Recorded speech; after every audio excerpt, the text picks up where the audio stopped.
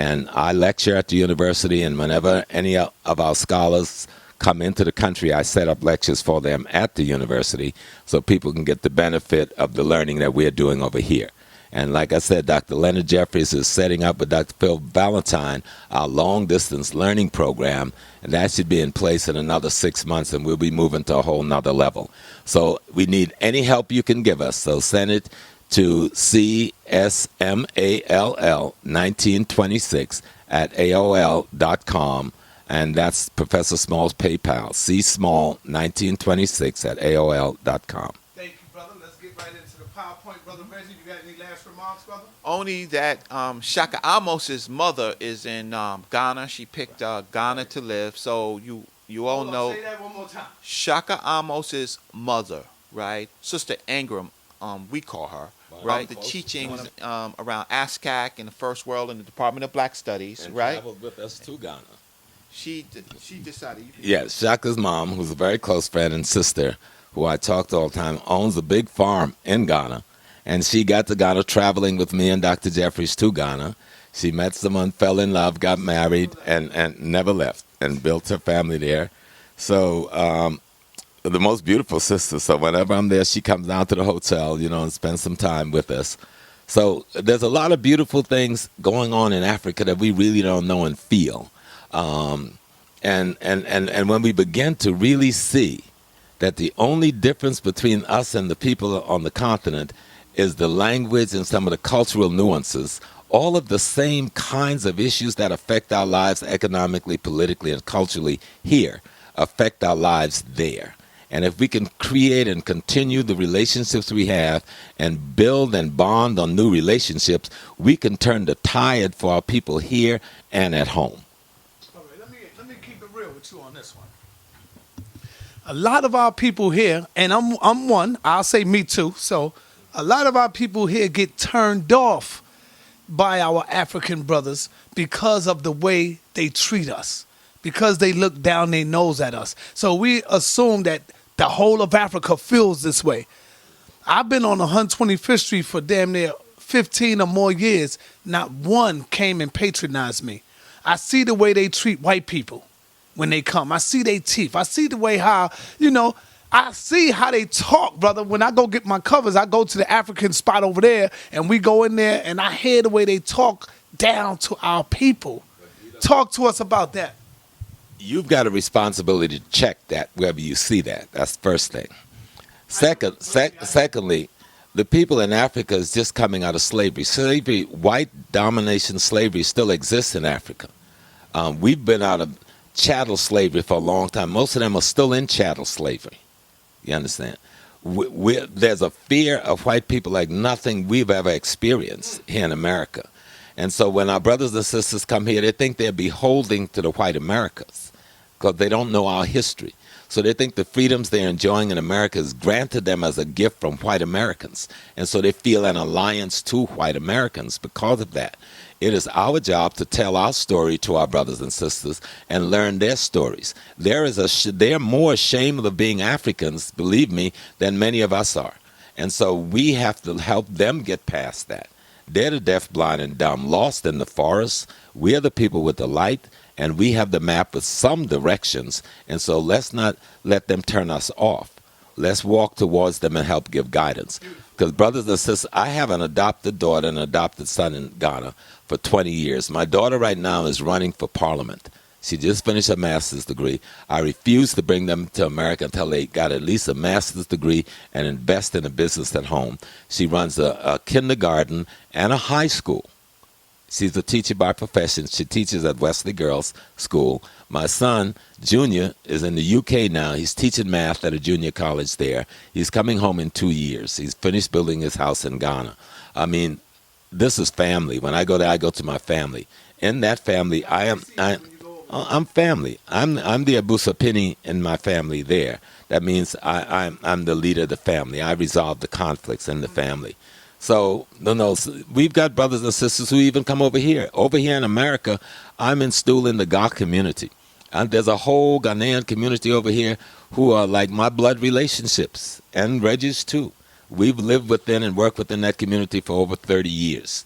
So everyone isn't lost and blind. And many of the ones we've seen coming lately, the brothers and sisters from the Muslim countries, there's a culture gap and language gap different from the culture gap and language gap we have with the English-speaking nations like Nigeria and Ghana. But we have a responsibility, too, to help inform and instruct these people so that they understand our history. Now, I'm one of the senior elders in the Pan-African Student Collective in Ghana, which has branched out into West Africa. And there, you believe it or not, there are study groups in many parts of Ghana and other parts of Africa, but in Ghana, they're studying the same material we're studying.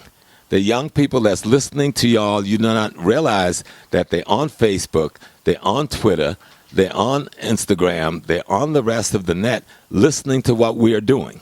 And they're struggling around these same issues in the streets of their nation. And many, most Africans know and understand how and why we're brothers and sisters. So the one or two who are lost is no different from the 10,000 or a million or two of us that are lost. So let's not put that burden on their shoulder. Let's try to help them understand as we try to help others understand. So we're going to introduce you to some ideas and showing you some slides just to kind of open you up to the history of Christianity in ancient Africa. And I contend that about 1/3 of us, or maybe a little less, came to America as enslaved Africans. We were already Christians. About that same amount was already Muslims. But also understand now, in Africa, Christians and Muslims were also traditionalists at the same time, and they still are today. So you may meet an African imam, but that African imam, would, they'd be having a little technical difficulty. That African imam will also be a traditional priest and a traditional healer while being an African imam at the same time. The Christian minister would also be a traditional healer and a traditional priest while being a Christian minister at the same time. So sometimes what you see isn't what you see. So you have to take your time and be careful and understand the culture, and understand the people. And you'll understand we haven't lost as much as we think, but we are under attack just as we are under attack over here every day.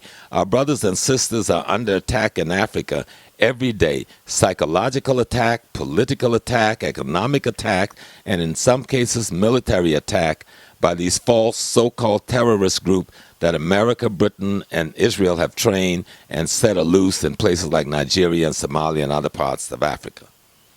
So we're going to look at the history of Christianity in ancient Africa. And we want you to get a sense of this. And I want them to get the technology straight because I don't want to lose this. Okay. So, okay. I put these symbols up to show people. We got the symbols of Judaism. We got the symbol of Hindu, Islam, Sikhism, Confucianism, Buddhism. But there isn't a single symbol up there of the African religious system or spiritual system, the oldest system in the world and the largest in the world, because all of the ones we are looking at are nothing but fragments from the periphery of the ancient Kemetic system. And so when we look at all of the fragments, I say, okay, where's the body? And so we're going to walk in and look a little bit at the body. I see one symbol up there of African. Let's go back. Which one is that? The cross. Yes, the cross is a symbol which we see on the walls of the pyramids. Right. Also, the six-pointed star. That's not a new thing. We see that earlier, too. But it's the tips of the stars around, but it's the 6 point. But all of these systems are fragments from our ancient systems, aspects. These are other cultures taking your system of understanding reality and cosmology and using it to develop and civilize themselves. And so we need to make sure we begin to look at our system. And with me is a young brother. I call him a young brother. He just told me last night he had a birthday on the 9th. He has to tell you his own age. But he was my student, but I find myself now being his student. And I'm quite happy with that. And I was telling Dr. Jeffries, when did Brother Reggie get the chance to do all this studying? But he's been doing it. And all of us are surprised, but pleasantly surprised, that one of the young brothers who grew up under us, who was doing all of the work, he was lifting the things and carrying the things and protecting people and moving the chairs and setting up the rooms. And now he's teaching me a scholarship of ancient Kemet that I didn't have a clue of. And so I called him this morning and asked him to come with me to Brother Sonetta. He didn't know I wanted him to come with me because I want him to help with this presentation. So I'm going to pass this over to Brother Reggie as we look at this first slide. But I'm saying the Egyptians were black, and they had the world's first known writing system. So, Brother Reggie, you want to make some comments on this particular slide? Professor Small is being very humble, so he's not telling the whole truth. It's like when you watch the Chinese movies, kung fu movies, and when you're not ready yet, they say go up to the mountain and bring more rice. So that's the process. The process is if you don't say the right thing, then you got to lift more tables, set up more chairs, right? And you got to do more work until you understand. So understanding the African system is about living it. It's not about recording facts and dates and time periods. We don't do that. We actually have to incorporate it in our lives. Go back to the first slide, Sonetta. The first slide is the one thing that you see in common if you are enlightened with all of these shapes is the symbol the Ankh. The symbol the Ankh is the first symbol of life. It has life before life began, life as we presently live, and life as we go. Look at this. This is the Ankh. This is the head, and this is the body. Right? You look at this.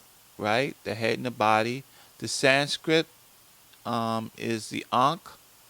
This is part of the Ankh. All of these shapes have something to do with the Ankh, right? With the symbol of life. Now, you could take a sacred symbol and you could put it inside your own cosmology, right? In your own ecology, but it has a root, and the root is life itself. All of these means life in the creation, in the beginning, as we live, and in the future.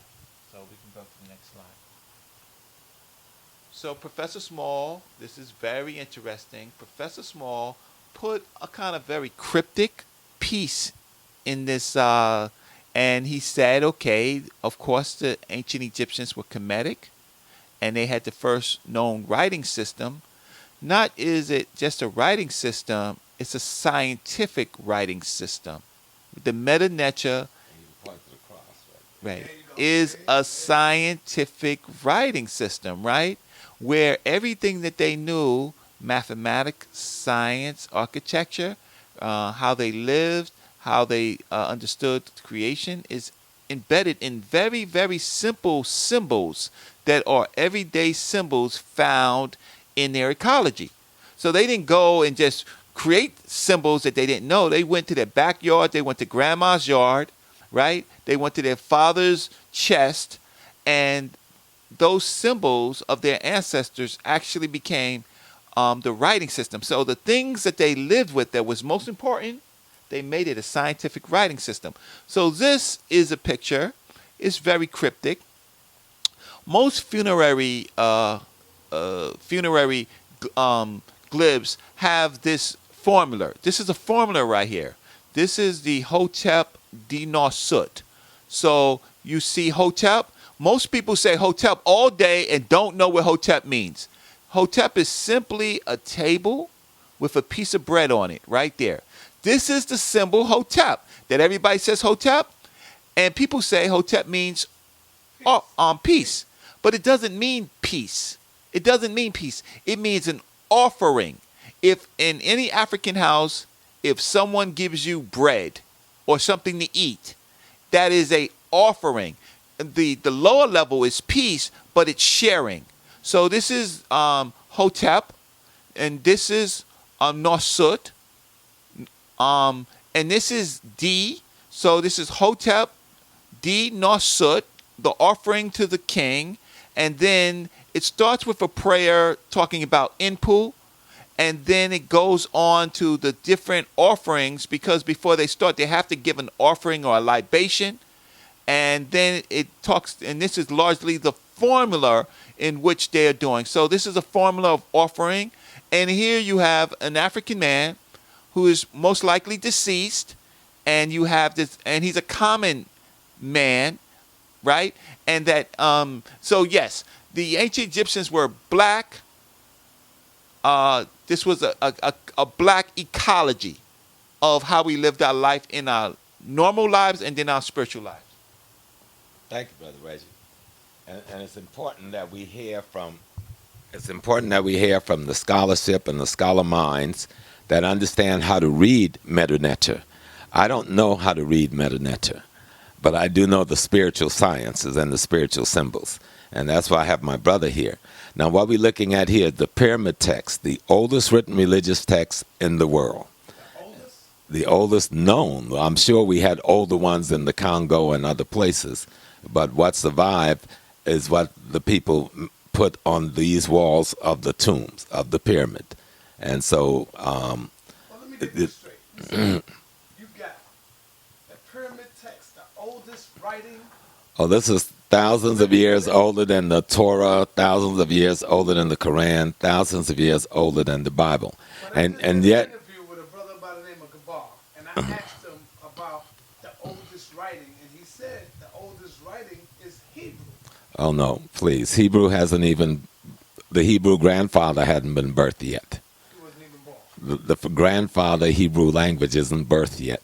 Hebrew comes out of this Medu Neter. So I understand when people don't have certain knowledge capacities, they think that the knowledge capacity that they possess is the capacity that everyone should have. When the pyramid text is written, there is no Hebrews yet, there is no Israelites yet, there is no Abraham yet, there is no Moses yet, there is no Palestine yet. None of these things exist yet. These are African peoples who would teach that band of small group of people who would call themselves historically Hebrew Israelite some semblance of our system. What they call the Hebrew religious system is just the fragmented aspects on the periphery of the larger Kemetic system of understanding the ecology, the human being, and the cosmology that we are participating in. And so in this text, you will find what they call the Genesis story in the Bible, all of the components of it. So it's very clear to see that when Amun would say, I created myself out of myself, when he comes out of the primordial water, which is sitting in the darkness, they would talk about in the darkness move upon the faces of the water. When in this text, they would talk about Ahika. Hika means I vibrate or I speak, or that's the word, and the word is God, or the Hika produces life.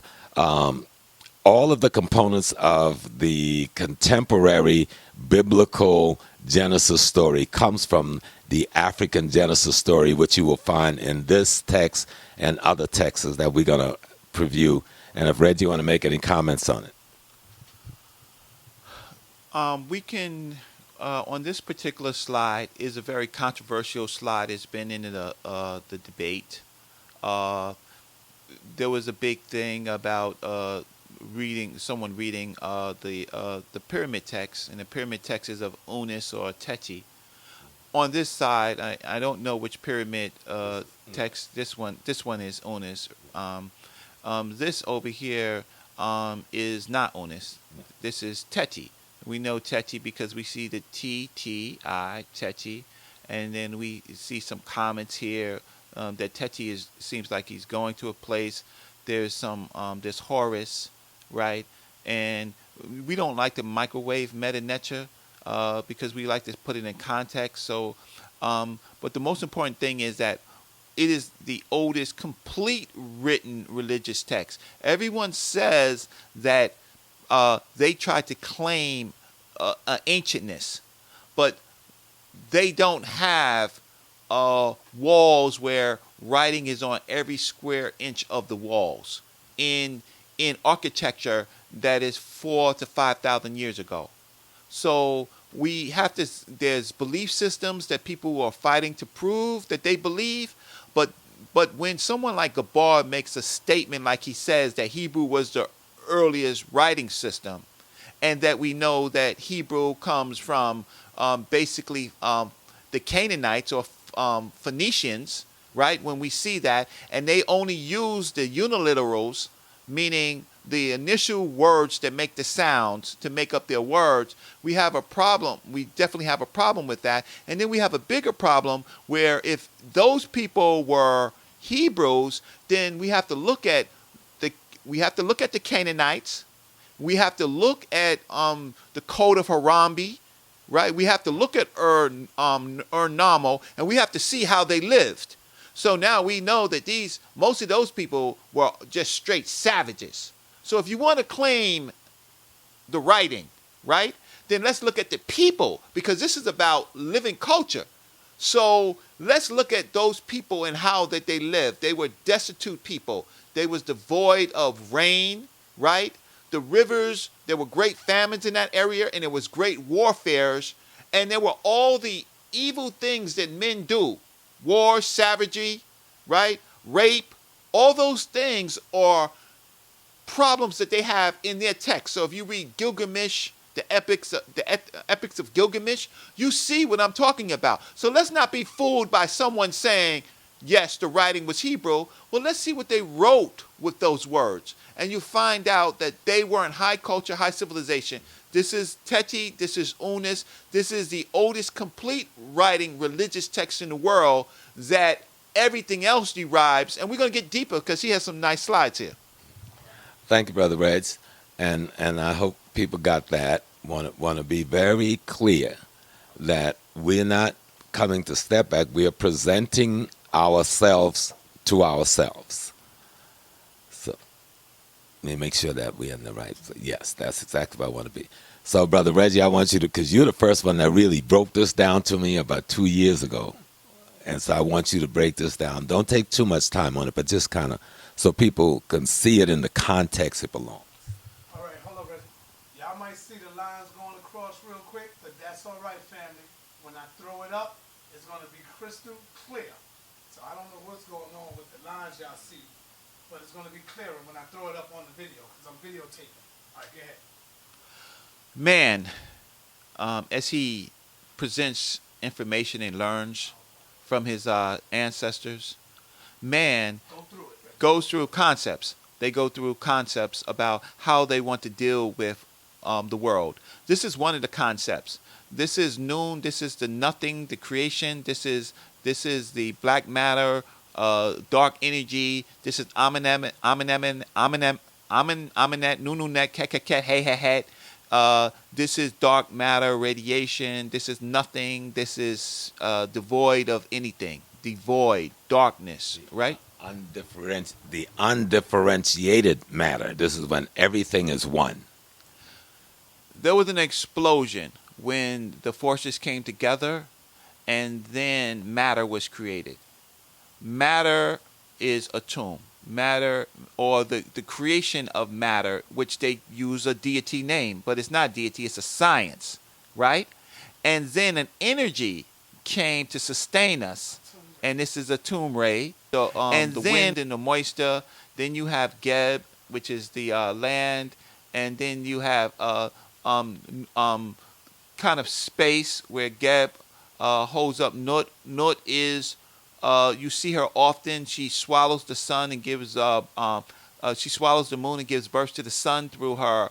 She's the stars, yes. The planets, all the other. So this is how man begins to understand now. Now below that is the physical, or is concepts of humanality, sin, righteousness, resurrection, comes underneath this cosmology, this universal part, and underneath this is Nephthys, Osor, Aset, right? These three help in the concept of human resurrection. Sin, this is when the concept of sin came into play. because Osiris was slain by his brother Set, right? And that was sin. The women who gives birth to humans, gives birth to us, resurrected. The power of the resurrection and love comes in this concept, right? And then underneath this is their son Horus, and these are other particular parts of a cosmology, which we call Heliopolis cosmology, which deals with how man understands the universe and the physics, which we call classical physics. What happens in the physical world, the sun, the rain, the lightning, the moisture, the electromagnetics, it is here in this cosmology. Okay, thank you, Brother Reggie. Because when we look, it's simple. It's in Nun, the beginning, when nothing exists. Atum is when the nothing produces itself from liquid matter to solid matter. Amun Re is when we see the energy, the radiation that we use the sun to symbolize. Then we get the wind and Shu and Tefnut, the moisture, Geb, and earth and Nut, the heavenly bodies. And then we get the human realm, Nephthys, Asar, Aset, and so forth. So remember, there's no other religion yet. There's no Torah, there's no Bible, there's no Quran, there is no Buddhist literature, there's no Shinto Japanese literature. Nothing exists, yet this exists among our people. And this, you want me to go back to that one more time? We can talk. Yeah. We don't have to Okay. go back. And so I'm bringing you to another one of our holy books, the Purim Haru, the book of the coming forth by day, which people call the Egyptian book of the dead. And there's a particular, please, and here I want Reggie to explain. And we'll try to be a little more brief so we can get through, because we got a lot of stuff we want to show. But explain this symbol here, Brother Reggie. Explain the book first and then that. Okay, so first there was man. Man had to learn. He had to become wise. He had to contemplate. In the last slide, the man and woman was contemplating the beginning of the universe and how did we get here, right? Later, man will come back and man will say, okay, let's go back up to that Nun reality and let's contemplate that, because that science is what we call now quantum energy or quantum mechanics or quantum physics. That is actually the part that created everything. But now man, he lives and he dies within that last slide. Death is a very important part. So we talked about Osiris, Set, Nebhet, and the resurrection of man. Man knows that he's going to move to his next stage. He's not going to stay here in the physical. So then he begins to contemplate the next life. So earlier we were contemplating the beginnings. Now we're contemplating. So this hall is part of like the Hall of Ma'at, and that you see the resurrected one here, right? And you see the spells and the prayers here, and then you see their vision of what will happen in the afterlife for them.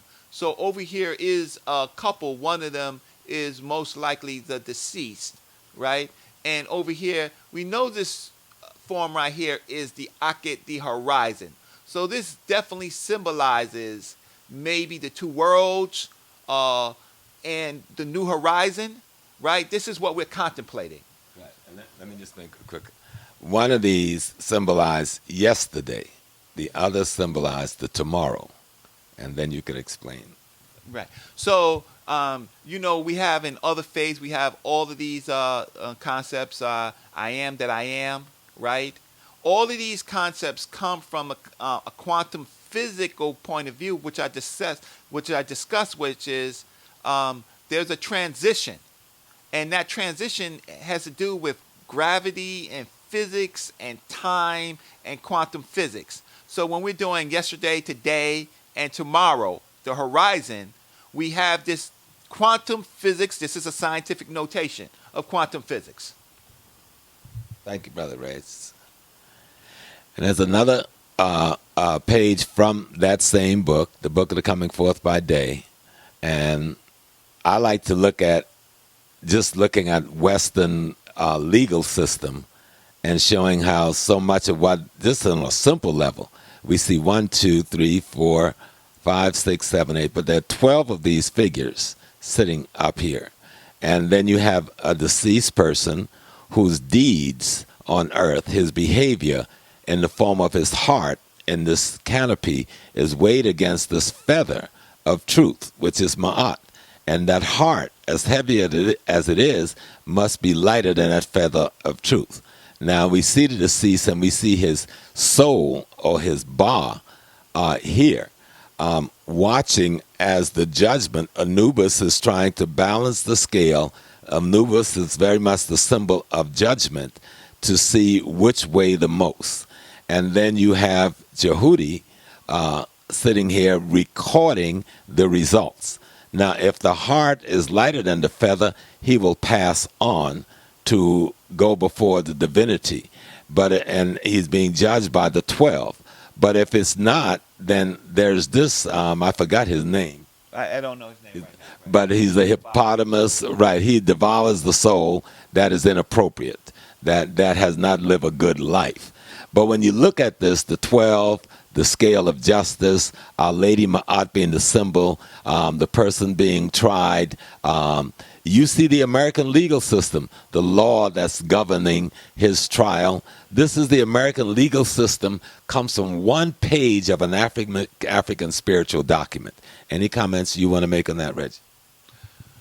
Again, this is a scientific notation of quantum physics about transition and what may happen to humans, because humans are very, very special in the concept. We are living matter. So there are other things that may happen. So this is the first concepts of what you call a heaven. There's no lake of fire, so there's no hell or concept of there. But when you do not pass the test, if you do not pass the test, this energy force will devour you and you will be reincarnated. So as soon as he gives the sign as to what is happening here in this weighing, the scientific notation where your quantum energy, your heart, which is the part of quantum energy for you, if that does not balance with the feather of righteousness, right? We all have energy. But if that energy is not good energy, if it fails this test, then you will be devoured. These are not gods. These are concepts, forces, formulas, processes that man can make into a god if that makes him feel comfortable. But these are basically assessors, assessing different character, physical, your deeds, your how you love your wife and how you love your children, your understanding of knowledge and science, to completely understand and assess what force you have on this planet. Otherwise, that energy will be recycled. So we're not gonna. Like the witnesses as well. They are the witnesses. They are the assessors. But they're also doing calculations as to what is happening. So this is a scientific. Our transition is not scientific. It's not like the angels in heaven and someone reads a tablet and you simply you go into. This is a much more complex. Christianity, Judaism, Islam, or lower sciences of this. And if they are higher sciences, show me before this that they existed. No, and we know none exist before this, so we don't have to deal with the challenge to them. We know they don't exist. We operating on the I know. There's the I believers, and then there's the I knows. So we are working on the I knows. Again, this is another one of our holy books that also precedes any holy book we know of in the West. This is the coffin text. I call it the third oldest written holy book, but I maybe not have my number right. Reggie can make a quick comment. Let's try to keep it brief because we got about 100 more slides to go through. But okay, the people of Kemet kept thinking about it until they got it right. So we have temple funerary. We have notations inside the Great Pyramid. Not the Great in the Unis Pyramid in the Teti Pyramid, which we call the Pyramid text, right? Mm-hmm. Then they said, well, it need to be right close to the humans. Mm-hmm. So then they wrote it on the coffins, right? and that became the coffin text. So first it was the pyramid text, but that came too complex and too expensive. Because now they're saying, this is just not for the king, this is for the regular people. What do we do for the regular people? We can't have all this writing. So they put it on the coffin texts. So they wrote it on the coffin because people can afford the coffin, right? And then even that became too expensive, right? In workmanship, right? Because they wanted everyone to have access to the spiritual concepts, right? So then later it became on side of papyrus, right? So it's just functional, right? Yes, right. From the king to the nobles to the regular people. Right. And what's so beautiful on here, you're seeing the priests and priestesses. You're seeing how they depict their priests. The same leopard skin the priests have on their shoulder, they still wear those all over Africa today. The priests in Ghana and the high symbols wear that leopard skin. The priests in the Congo and South Africa wear that leopard skin, and they usually wear white. And the priests usually have a clean-shaven face and a clean-shaven head. So when you see the Buddhists, you know where it comes from. Again, another page from the coffin text. We won't dwell on that. I just wanted this as an image to show that we have these complex texts that was here before any of the books we know. There is no Torah yet. There is no Bible yet. There is no Quran yet. There is no Rig Veda of the Indians or the Bhagavad Gita of the Indians or the books of the Shinto of the Japanese yet. And these texts exist. Just a quick comment, Reggie, when you were talking about our brother. Okay, so which first, yes. No, this is now, we're not on the coffin text now. We have the book, this is the Book of Gates? Yes. Okay, this is the Book of Gates. Which would be the Book of Gates, and the Amduit would be text that would be on the most likely on the walls, and later they became put on on the coffins, and then later transferred to the papyrus, right? But this is a voyage where Ray, which you can think about as being the sun goes down. When the sun goes down, Ray becomes mortal. He almost dies, and he becomes a corpse. And in that process, he becomes weak and he becomes fragile, and he needs his virtues now to protect him, right?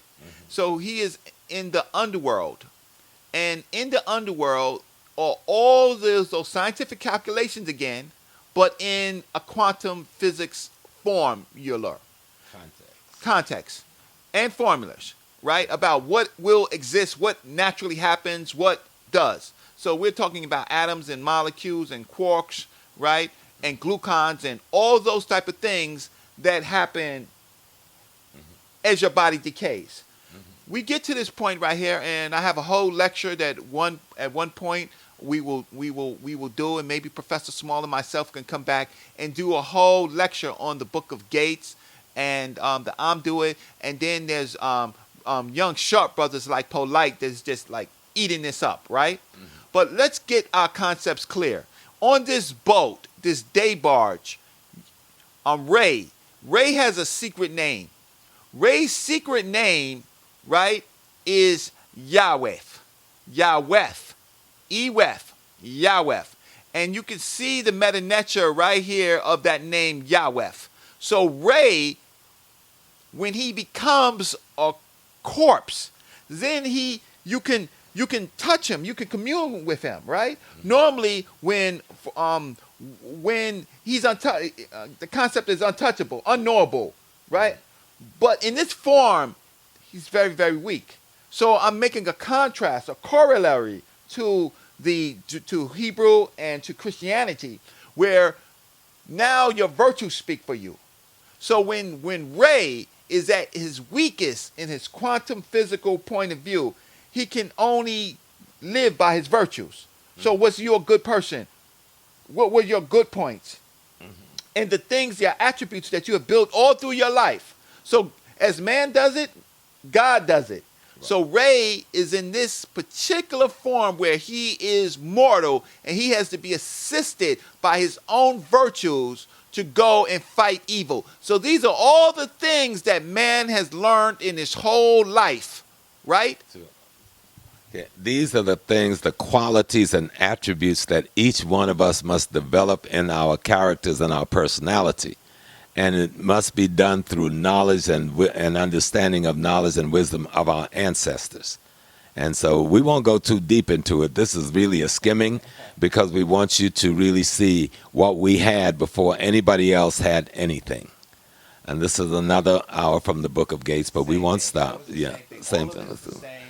Okay. And this again is the Book of Gates. But is there anything special you want to say, or we can move past it? No, there are 12 hours, right? And so there are different hours, so different things. So we had already created the notion of the clock. And then just to let you know, this is across thousands and thousands of years as a symbol in our calligraphy long before Christianity. Now we look at, I just wanted to show you the symbol. We were talking about Nun. They had a way of depicting Nun and as a female, and you'll see Nun carrying, oops, let me go back, carrying the barge. So this is water or liquid, and it's carrying the boat. The boat floats on liquid, on water. Now, there may be some things about this boat really quick. Let's keep it brief, but look at Kepra and Ra and give this some. Yeah, again now,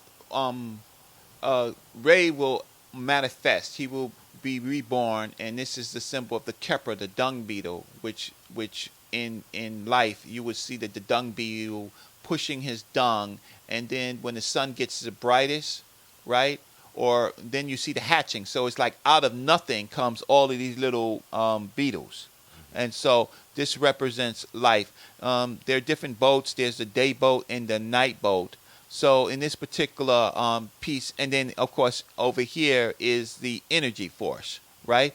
So there's nothing particular more that I want to talk about in this particular point, except for this is a scientific notation about, and you can see that you can see these are African people right here. This is a scientific notation about how we transition. Before we die, we do this every day all over again. We live and die like you said earlier, you recreate, you reborn yourself, you rebirth yourself. We, as God does it, as nature does it. So what he's saying is that as the cosmology does it, as nature does it, each of us must do it. And what our ancestors did in studying the cosmology and studying nature, learning its processes, its laws, its concepts, its principles, then man learned how to become introvert and look in itself and see that all of those same functions take place in us. And so we then learn from these laws that governs the rest of the universe that these are the very same laws that govern us. And so we are resurrected every day on a physical level, when we wake up, on a spiritual level, on an intellectual level. But you must nourish and nurture that resurrection or it won't happen. You'll be among the dead. One thing on this last slide before you go. Again, remember we talked about the uncreated reality, right? And we talked about in its primal source there existed nothing but waves. I did not say that you didn't use the word waves before.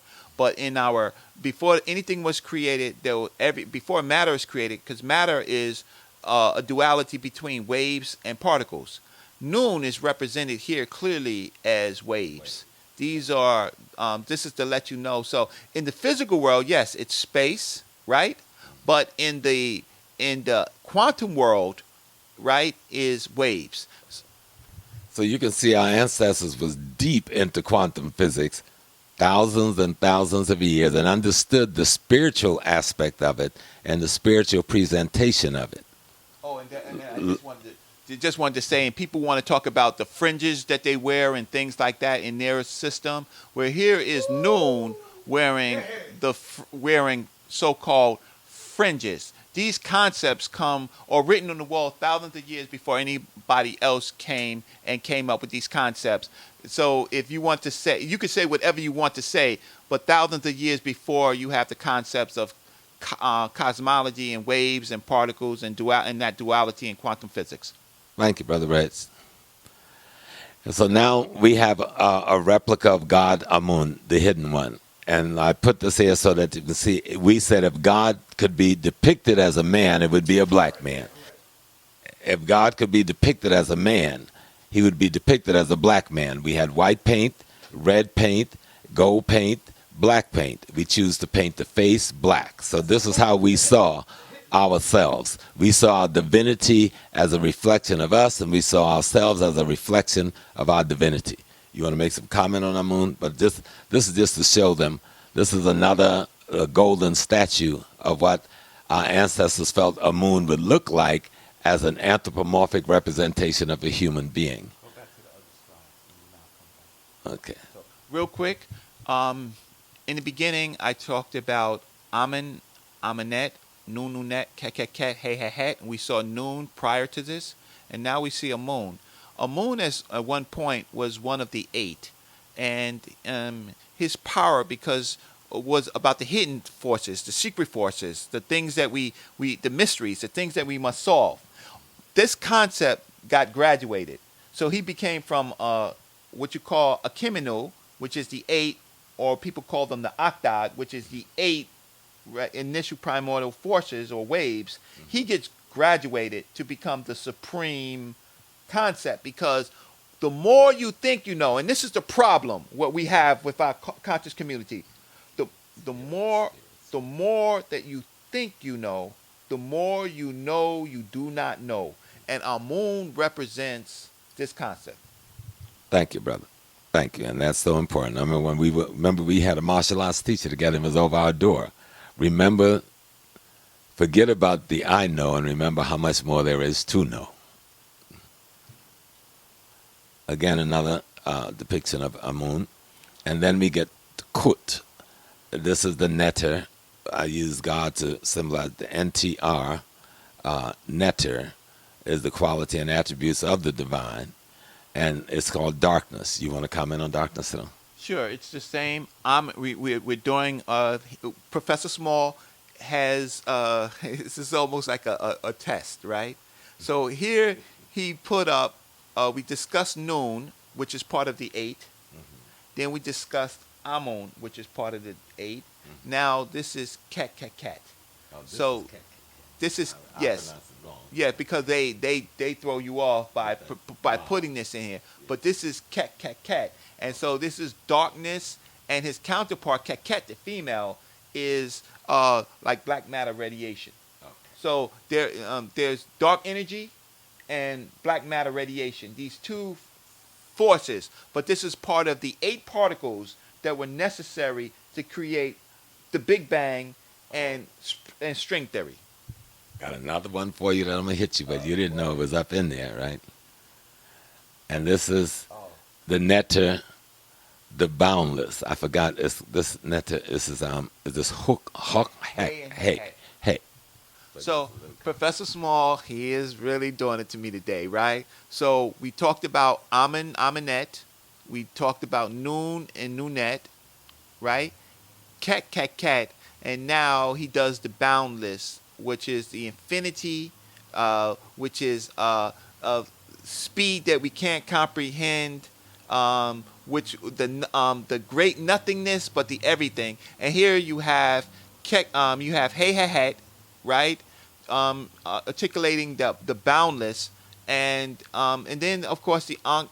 We expect the Ankh to appear, because now we're seeing Amun, Amunet, Nun, Nunet, Ket, Hey Het, composited into a symbol of life. These were necessary to create the explosion that created matter, which created life, right? So this is the creation of the light that created life. And now we have the 8 all created, we talked about the whole 8, right? And all the forces that everything else depends on. And yeah. Thank you, Brother Reggie. And I wanted Brother Reggie with me because he's got a depth of knowledge. So when people talk about their religions and their theology and their theocracy, Brother Reggie has a grasp that I've learned of our ancient theocracy. I have a historical perspective and I have a political projection of what I'm doing, but I wanted you today to get some of the theocratic perspective on this theocracy. And so he's doing a wonderful job. So let me go to 1 second. So and then all of this they talk about when we do hey hey hey and and that, we talk in quantum physics. We talk about not positive and negative energy that throws you off. Yeah. We talk about spins. We talk about a spin going clockwise and counterclockwise. So the people of Kemet understood this, so they would do the clockwise and counterclockwise spin to say the same exact thing in an alternate reality, right? Multiple things are happening as above, so below. Yes. Yes. And this is the Netere, the symbol for light. If I'm wrong on this, straight me out. This is one of the ones I weren't too sure when I put it, what the symbol was. So, looking at Ray. Well, I mean, you could say that this is Ray, but we can also say this is Ray Harati, right? And these are just more scientific notations of the attributes of Ray. Okay. So Harati, we had a conversation one time, me and Shaka Amos, on, he asked me, well, Brother Reggie, did you know that this was Horus the Elder? Well, the falcon, as Infidisi said, is this very special creature, right? That if any animal could understand waves and particles and light, this animal can fly hundreds of feet, see a fish in the water, understand exactly based on the refraction of light where the fish is, go in, see something in another dimension, see the fish, go from thousands of feet up, crash the water, grab the fish, and come out with a meal. The only animal that can go through multiple dimensions like that is this animal right here. So he's symbolizing, and this is very important because here he's almost fishing. So he's showing me, he's giving me concepts of what I just described, of being able to have that insight. So yes. The multi-dimensional aspect of divinity as expressed in our conscious ecology is what we're talking about here. So what are you going to do with the light? There's the light, but the concept is, what are you going to do with the light? And Ray Harati is a representative of what you can do with the light. See, he's feeding himself, right? There is life, right? But I just described the quantum potential of this particular concept that man has to mimic. And even as he's fishing and feeding himself, he's carrying the scepter of authority, rulership, and leadership. So there's a lot of aspects, a lot of things going on, and he's carrying the Ankh in the other hand. There's the multidimensional aspects just in this one symbol. And again, this is our theology. We could stay and just talk on this symbol for hours as a part of the theocracy of Kemet. So there's the Waz and there's the Heka symbol, and we had big conflicts on the commentary on the debate about what this symbol is. This is a set animal, and this is a lower. This is a strong force, right? Meaning it can be creative in destruction, right? But this means that this netter has control over its lower violent attributes, and it can rule at the same time. Okay, but let's not call them lower. There are certain attributes, if not kept in context, that can be destructive. Okay, all right. Thank you, Brother Bates. And this is the god Ptah, the architect of the universe, but I know this morning you were commenting on Ptah. Let's do a brief comment on Ptah. We'll speed up once we get through the gods, but we want to really give people a good foundation. Yeah, it's the time, because he got a lot of slides.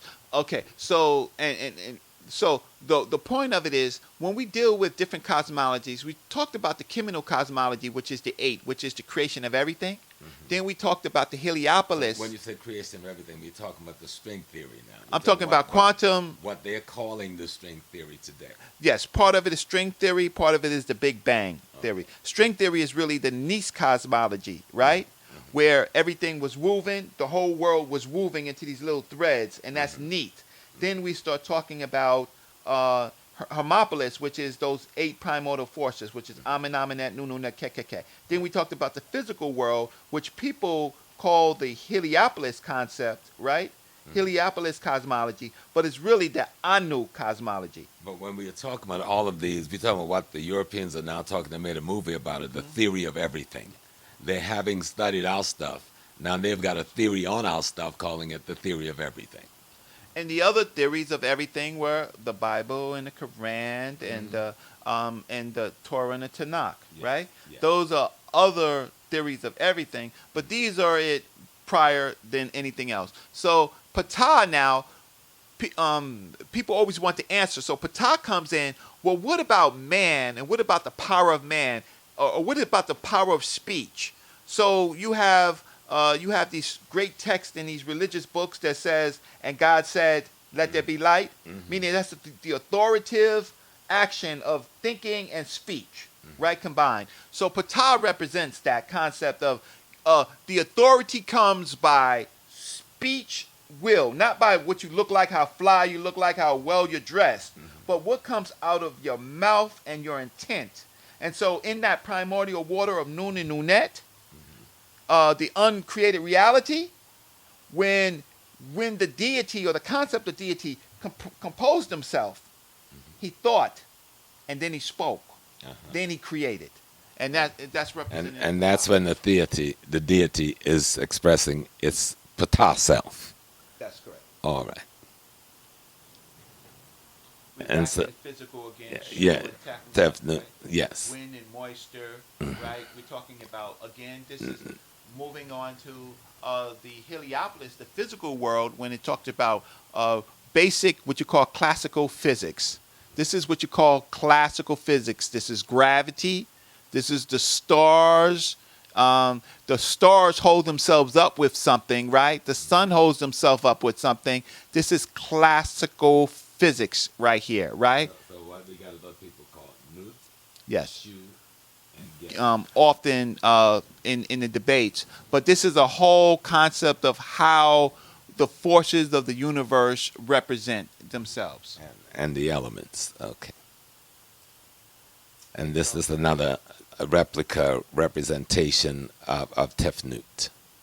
Another representation of Geb and Nut. Yeah, see, there's not in Meta Netra. So sometimes we see these things, and we have to stop. Well, this is the word nut. You see these funny things. See, we're trained to look at English. We're never trained to look over and look at other things. So this is N-U-T. This is nut, right?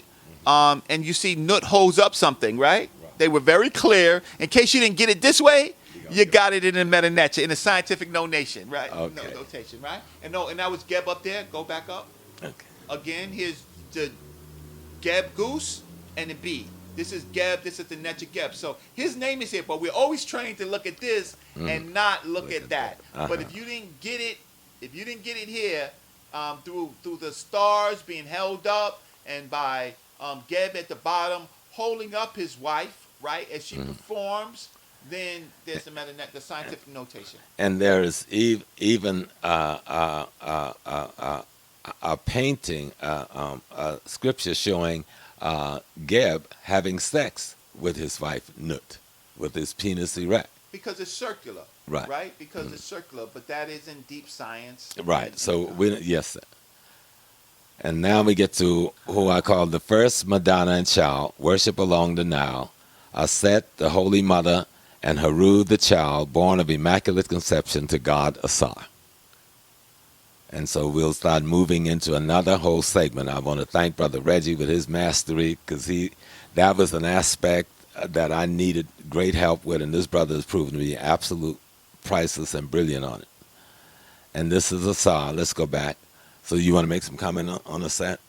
Well, And we in this just particular, see the corollary. right, between what will become the most significant symbol in Christendom. And as we go through, you're going to see how significant when we get to the popes, the last three pope, all paying homage to Black Madonnas in the Vatican. And here's Asar, and I wanted to show Asar of Egypt, the world's first risen savior, and the Tekken, what we call the Washington Monument. And I wanted you to see that Asar, the first risen savior, the Africans depicted him as an African. And there's no mistake that you're looking at an African anthropomorphic image of Asar. So again, this presentation is on multiple levels, from the basic until the advanced, right? when we go into our resurrected state, when we are becoming resurrected, Asar only means the resurrected one, and he was helped to be resurrected by his wife and her sister Asar and Nephhed, right? And that science of resurrection belongs to them. So this man becomes resurrected, but they needed this tekenu, which is a symbol of his penis that was lost, and it, or so-called the Nile catfish consumed it. And so in order for that conception to be magical so that they can have a child, because they were already married, so this wasn't no virgin birth. Right. This was a magical birth. She resurrected the tekenu as a penis, yes, a penis, to always have a relationship with space, to always make love to a space, to produce the things. What are you saying is that what we're looking at is Geb? No, we're looking at. No, I mean, oops. We're looking at the tekenu. The tekenu, but the penis. Right, but it's coming up out of the earth. That's correct. So that's the penis of Geb then. That's correct. Well, and Geb is his father. Oh, okay. Geb is Asar's father. Uh-huh. Geb is resurrected. Is always represented by the huge penis. Okay. So if his penis was lost, then they would use the penis of Geb in concept, okay. Right? Because that's always when we have these conflicts. But the penis of Geb is always huge, right? And so, but it belongs to him, right? Yes. And he's always making love to the universe to produce rain, and snow, moisture, life. Yes. Right? Yes. And so this is in a high science, quantum, physical. Thank you, sir. Uh-huh. Now I'm going to come back. I wanted to look at this one's, and we'll just go through the names, but I'm talking about the 12 divine disciples of God on earth, or the original 12 disciples, known as the Netaru. And we got, starting with, this is not in the order in which they came into being, just in the order they're listed here. Heru, Set, Jehudi, Ganum, Hathor, Sebek, Ra, Ammon, Ptah, Anubis, Asir, and Aset. And so these 12 quality and attributes of divinity, of the oneness, that are the powers and the force that teaches all of what the one is imparting to the rest of the universe. So I refer to them as the 12 original disciples. And of course, the ancient Egyptians were black, and they wore their hair so beautifully in locks. They had white paint, they had black paint, brown paint. And remember, we are every shade of brown. Browns are all shades of black. Because I hear people today saying, oh, we're brown people. No, brown is a shade of black. And so, and when you're looking at brown, you're looking at black depreciation as it moves through the different levels of its own self. And they have a thing with two right hands. So let's go back. Here. So it's just a way they depict themselves in which they consider quantum physics, right? But usually the hands are mirrored, right? That it's a small point, but it is a point that you'll see in most of these pictures. Okay. And this one, I know you're going to go through this, and then we'll go forward. Yeah, we have a clue as to how people are depicted. This depiction comes from Civilization and Barbarism by Sheikh Anta Diop, one of our great scholars, leaving evidence of when the ancient people of Kemet, when they encountered people, right? What did those people that they encountered look like? So when you have someone you say is Kemetic, this is a depiction of ancient Egyptian Kemetic. This is a depiction of his brother, right? Far from the south. Maybe a different value system, maybe, or not a different value system, but not the same value system, but my brother. This is a depiction of the Asian and the Canaanite, right? The European ain't even on the scene, right, really. I mean, if you call the Indo-European, that means he's becoming European, but he ain't really there yet, right? But this is the depiction. So this is the evidence that shows how people were represented. Right. So we don't. But we won't. Yeah, we won't call. We won't call this one the Canaanite, because when we get to the Canaanite, we're going to see the Canaanite look like these two. And so I have a depiction up to that. I want to.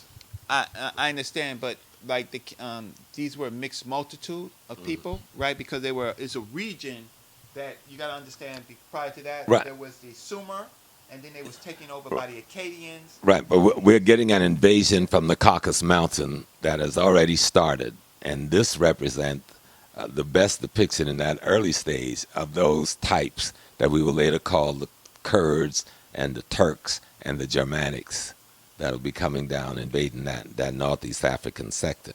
Both groups. Both groups, yeah. Still European. Yeah.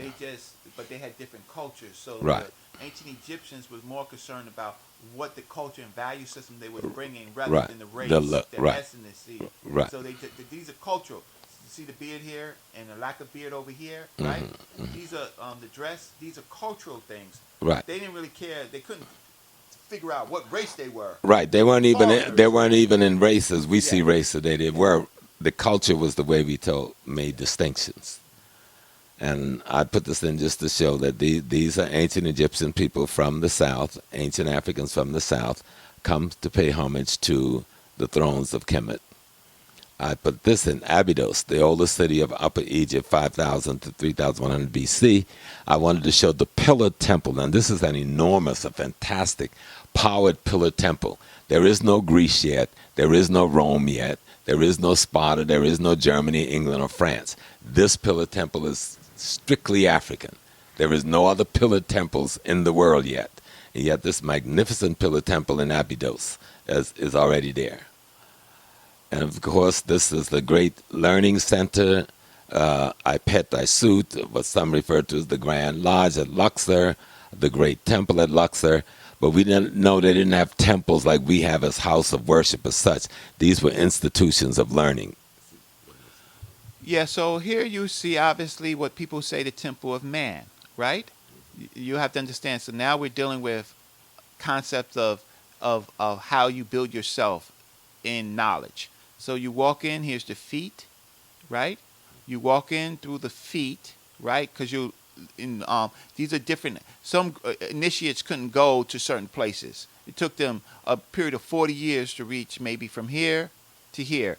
So the commoners would stop at the gate because they're not allowed, they're not initiated, and then they're brought in, and then ultimately they end up here, which is, believe it or not, at the area of the penis, the arete, right? And then they move past more to the stomach and then to the hands, and then they move to the neck, and then to the ultimately over here would be the holies of holies. So all great civilizations built themselves up from this concept of the holies of holies, right? All the way down, you have lodges like I talked about before, where they have the French lodge over here, and the neck is the English lodge, and then you have the lower lodges. All of this is a temple of man. So you can see it right here. This is a man or woman laying down, and this is how you deal with the knowledge from the, And when you go into this complex, there's another complex in the other direction. It's about a quarter of a mile. It's a lane of Sphinx, and that's called the Great Karnak Temple. And what you'll see there, you'll go in one room, and it's all devoted to music. Another room is devoted to geometry. Another devoted to arithmetic, and so forth. So you realize you're getting, as your foundation learning, what we call today the 7 liberal arts. 7 liberal arts, you were still considered an unlearned commoner. And then the 7 liberal arts are the tools that allow you to bring the intuitive understanding out of yourself. Without those tools, there's a struggle to develop yourself and to come into a complex like this where you will spend at least 40 years trying to get to the Holy of Holies, your mind, your brain, to where your skull, your head, to where you have an understanding of humanity and how it functions. And so we're both students of the great Dr. Yosef Ben Jochanan, and we have not brought up his name up until this point. But if it was for not that black man of the Nile who made us his family, we would know not of this, because he not only wrote the books, he took us here, each and every one of us, to each and one of his students, right? to manifest this knowledge. He showed us, see, Brother Small, what I wrote in this page is real. It's right here. Can you see it? I just didn't want to write it for you because you wouldn't believe me. So I'm going to bring you, and I'm going to take you in through the foot, and I'm going to take you through the passages because I am trying to build you up because you have work to do. The only thing he had asked us not to do was to go into the holies of holies because we know when we're ready. But at this point, if he has to take us, we're not ready. But the great elder he is in a moment between worlds at this moment. And so it's just fitting to show what the legacy he left for us to build on. And this is right and exact. These are the 2 feet. These are the 2 feet that you walk in. And in this temple, one of them, believe it or not, one of the foot is also Kabesaneth. Kabesaneth has become a major character in this debate series. But this is the lower level, and there again, this is the level of the least amount of knowledge that you walk in as you go through this process. Thank you, Brother Reg. And this is another great temple. One of the things that we wanted to show, and this is the great architectural genius. Now, when this temple is built with those magnificent pillars, there is no Greece yet, there is no Rome, there is no Sparta. And here's another temple built by Pharaoh of the 18th dynasty, a female Pharaoh, Hatshepsut, and her architects built right out of the mountain itself, just to show our great architectural genius. Hatshepsut. I know. Yes. Go inside there. See, Give him the mic. Give him the mic. She was also brought up at the debate and disrespected. She was called the first dyke. Come on, what kind of crazy stuff is that, man? I was there at the debate trying to help in the moderation of it. And so you were looking at ignorance that had no respect for self. When you can refer to a woman, this was one of the greater pharaohs, male or female. She wasn't just a slouch pharaoh. She was a pharaoh. And we don't have to explain and break down why she wore the artificial beard. Even the men didn't have real beard. Their beard was artificial. That was a part of the tools of royalty, of the symbolisms of royalty. She was a mother. She was a wife. She was an enormous leader. She frequently made trips to the southern part of the continent, into Somalia, Punt, which was then called Punt, and to visit other parts of her family. So she's one of our great leaders, one of our great pharaohs. And she was not the first pharaoh or the only female pharaoh. For those who only listen to the white man, they only see her in that context. So real quick, as you see this is something out of the world.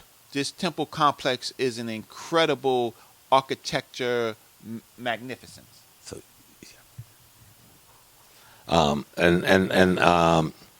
as we refocus back on this magnificent temple, as Brother Reggie said, this is an architectural masterpiece. Today, others will still try to duplicate it. Okay, so the only other thing that I wanted to say about Hatshepsut is that for a man to contemplate his woman as a ruler of his whole civilization is nothing but divine and godly. And out of the great respect that my mother who gave birth to me can rule, my sister can rule. If she is fit to rule, right, then let her rule. She happened to be one of the greatest kings, right? Sometimes we use the word pharaoh because it's conventional, but she happened to be one of the greatest kings in ancient Kemet. For a man to down his woman, right, by symbolism, is a person who does not know. It's a foolish child. A foolish child. If you go to Ghana, into modern contemporary Ghana, when the Asantehinis, not wanting to give up the golden stool to the British in the Ashanti-British War, Anglo-Ashanti Wars, a woman took the leadership of the nation of Ashanti called Ya Asantewa. If you go to the Congo, to Angola, a woman took the leadership for 30 years, not as the queen. We call her Queen Nzanga. She wasn't the queen. She was the king. She was the Maki di Maki. She was the Kappa du Kappa. She was the boss, the last word, okay? And the same thing in Congo. I forgot the name of the sister in Congo who followed Nzanga by years. She also led a 20 to 30-year rulership of the Congo. If you go to Nigeria or Ghana right now and many other parts of Africa, the king gets elected because the women choose him to be the king. He doesn't get elected by men. They present him to the council of men. The men can say, well, we reject him and send him back to the woman. But if the woman override that objection, that's the king. You know? In ancient Kemet, all high priests, all men that know, they have to study, they have to be a priest of the women forces. So they have to be a priest of Nis, Aset, and Nebhet, right? So it's only natural that if you study as your science the complexities of a woman, right? Mm-hmm. Then a woman could be fit to rule. And women only really sometimes rule when all else has failed. When man has failed his obligation to protect his family, then a woman. Then mama took over the house. That's correct. Okay. This brother, Shishing one, I may be pronouncing wrong, of the 22nd dynasty, thought to be the biblical Shishak mentioned in the Book of Kings. I just wanted to show him that he was just as black as any black youth walking on the streets of Harlem, you know. And this is one of my favorite sculptors right here. It's Pharaoh Taharka, son of Shebaka, 25th dynasty. He succeeds in driving the Assyrian invaders out of Kemet. He's the only pharaoh mentioned in the Bible by name. What? And Shashantu. Shashantu. Right. But, and he's mentioned in the book of Isaiah. Shashant is mentioned in the book of Kings. And Isaiah says of this brother, he tells the Israelites, y'all stand down. Don't be trying to fight this guy because he's king of, listen to what he says though. He said he's king of Egypt and all the world, and he will save the Israel. Okay. Say that again. Okay. All right. This is Brother Taharka. It's 25th. 20. Let's see. Here go Brother Taharka. Look like any little black boy off 125th Street. Okay. Brother Taharka. Yes, sir. Right, give me some history on that. Taharka is the son of Shebaka. This is the 25th dynasty coming up out of Nubia, taking Kemet back from the Assyrian invaders. And as he's driving them through what is known as Palestine today, some of the Hebrew Israelite wanted to attack him. Their leader, who's Isaiah at the time, and this is in their Torah, Isaiah says to them, back down, because this guy is Taharka, king of, listen to this now, king of Egypt and all the world. And he will save the Israelites from the Assyrians. Oh, man. What do you know what scripture that is? I know it's in Isaiah, but it shouldn't be hard. The book of Isaiah. How come nobody is bringing that out right there? Because people want to steal your history, right? It is like polite, eloquently said, right? It's the host and the parasite, right? So what the parasite wants to do is suck the blood of the host and make us their sacrifice. And then at the end, when the host is no longer needed, then it becomes that thing. So even though the biblical writers wrote this, and this is a great family of people who came to restore Kemet, right? So you have Pianki, you have Shebaka, you have Taharka, you have so you have a number of these great kings that they, in fact, you can look it up. You can look over there, and so I want to talk a little bit more about that. So you don't have to look at me, but Taharka goes and fights the Assyrians, loses his sons now, right? Loses his sons to in that great war, right? But more importantly, in this, there is a text in two places. Later, we will see it in the Darius temple when the Persians came to take Kemet, but in his temple where he says, I am Amun, I am Re, I am Kepri, I am Atum. I am the sole one that created millions. It is him, not Akhenaten, right? That gave the text that all the deities that you think that you call that people call deities is just really names. That this is there is only one concept of creation, and this and those names, those attributes, are the sole one that created millions. They're all aspects of the same one. That's correct. Yes. Okay, now I want you to deal more on that. You said that they was battling the Hebrews. No, So No, that means no. the Hebrews They were was- saving the Hebrews. They were, the Hebrews wanted to battle him, but their leaders say back down. Because this is the guy, remember, he doesn't just call him the Pharaoh. He said, this man is king of Egypt and all the world. And he will save the Hebrews from the Assyrians. So they So that's really the. wanted him to join their battle. In Deuteronomy 4:9 in their Bible, it says, only be careful and watch yourself closely so that you do not forget the things your eyes have seen, or let them fade from your heart as long as you live. Teach them to your children and to their children after you. This is the prerogative telling all peoples to learn their history and teach their history to their children. The first person to attack you when you try to teach African history is people in the Christian church or the Jewish faith. But here in their own literature, they're making it as a general proposition that you should teach your history and culture to your children. And so they said, never forget and watch yourself closely so that you do not forget the things your eyes have seen, or let them fade from your heart as long as you live. Teach them to your children and to their children after them. And they be playing with us because they think we don't read their book. Now this is our Canaanite cousins. These are the Canaanite, what they left on how they looked. The gold one is the Canaanite god El, and this is a carving of a Canaanite woman.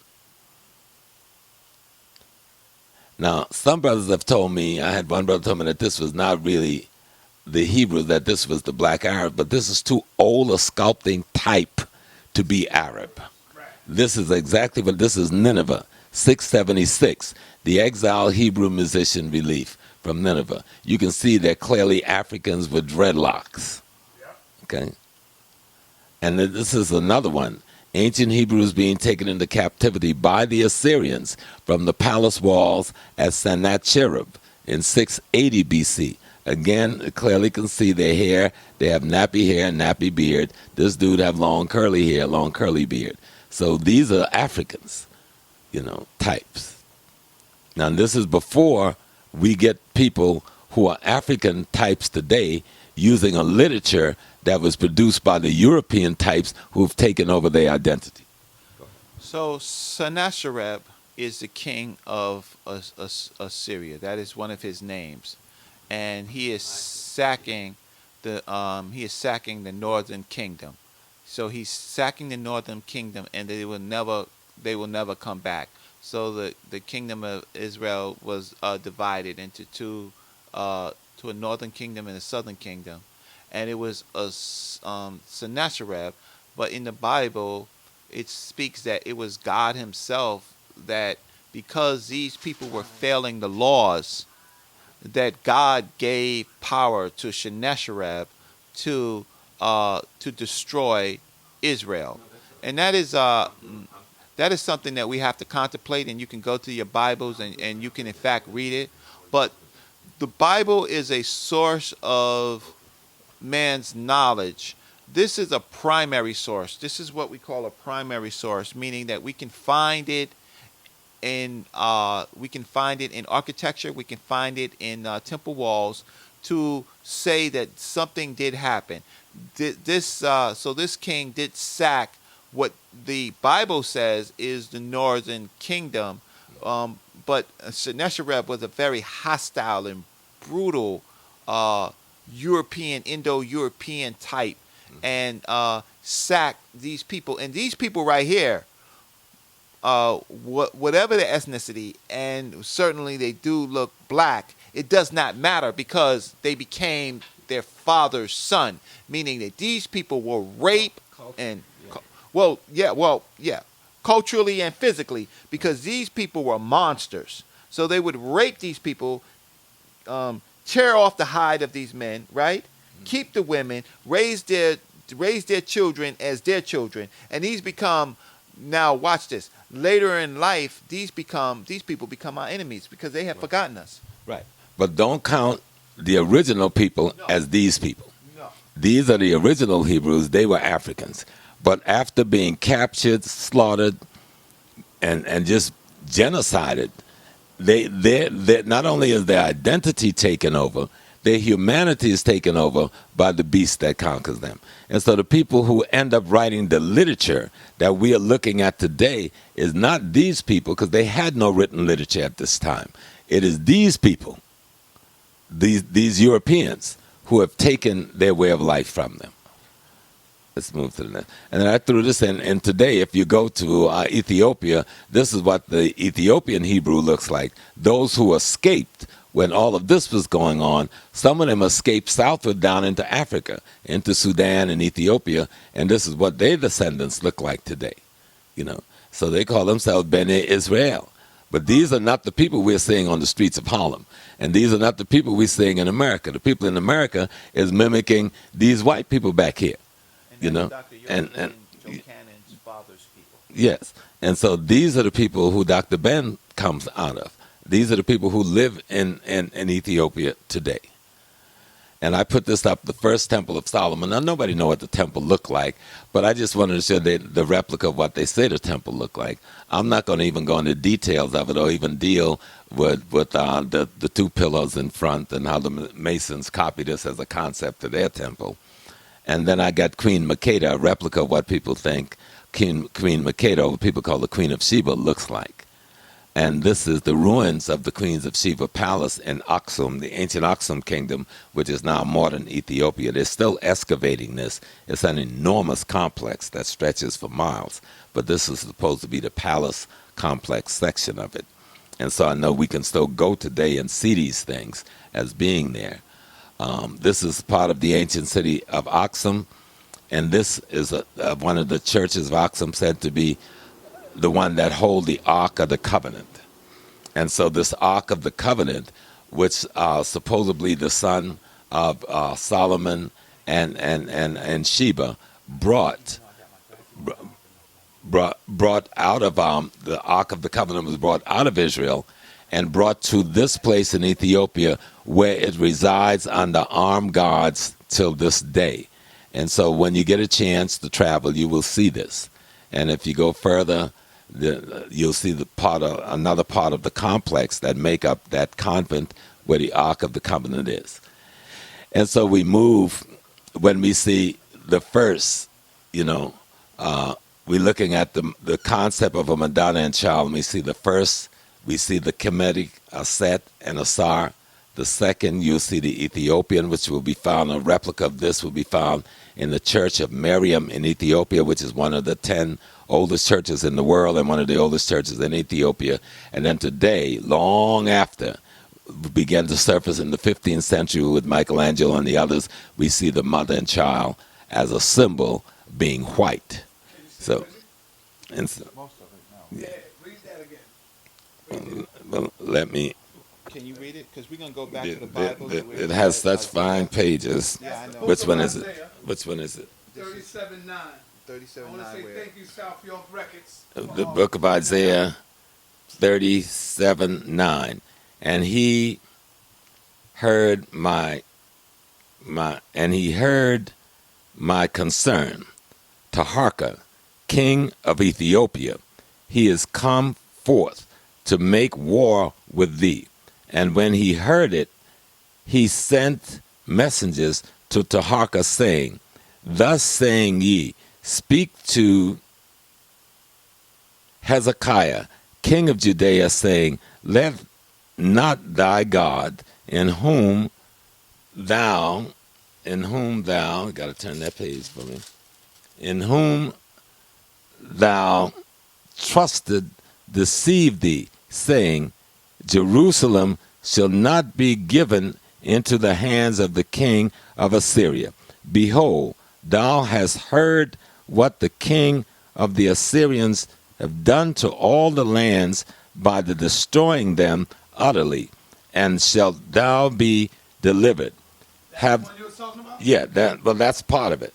It goes for, but this is where Taharka, the Pharaoh of Egypt, which the Bible calls Egypt, Ethiopia, the king of Ethiopia, has saved Israel from the Assyrians, who the Israeli king himself said that the God of Egypt has sent Taharka to deliver them from this destruction.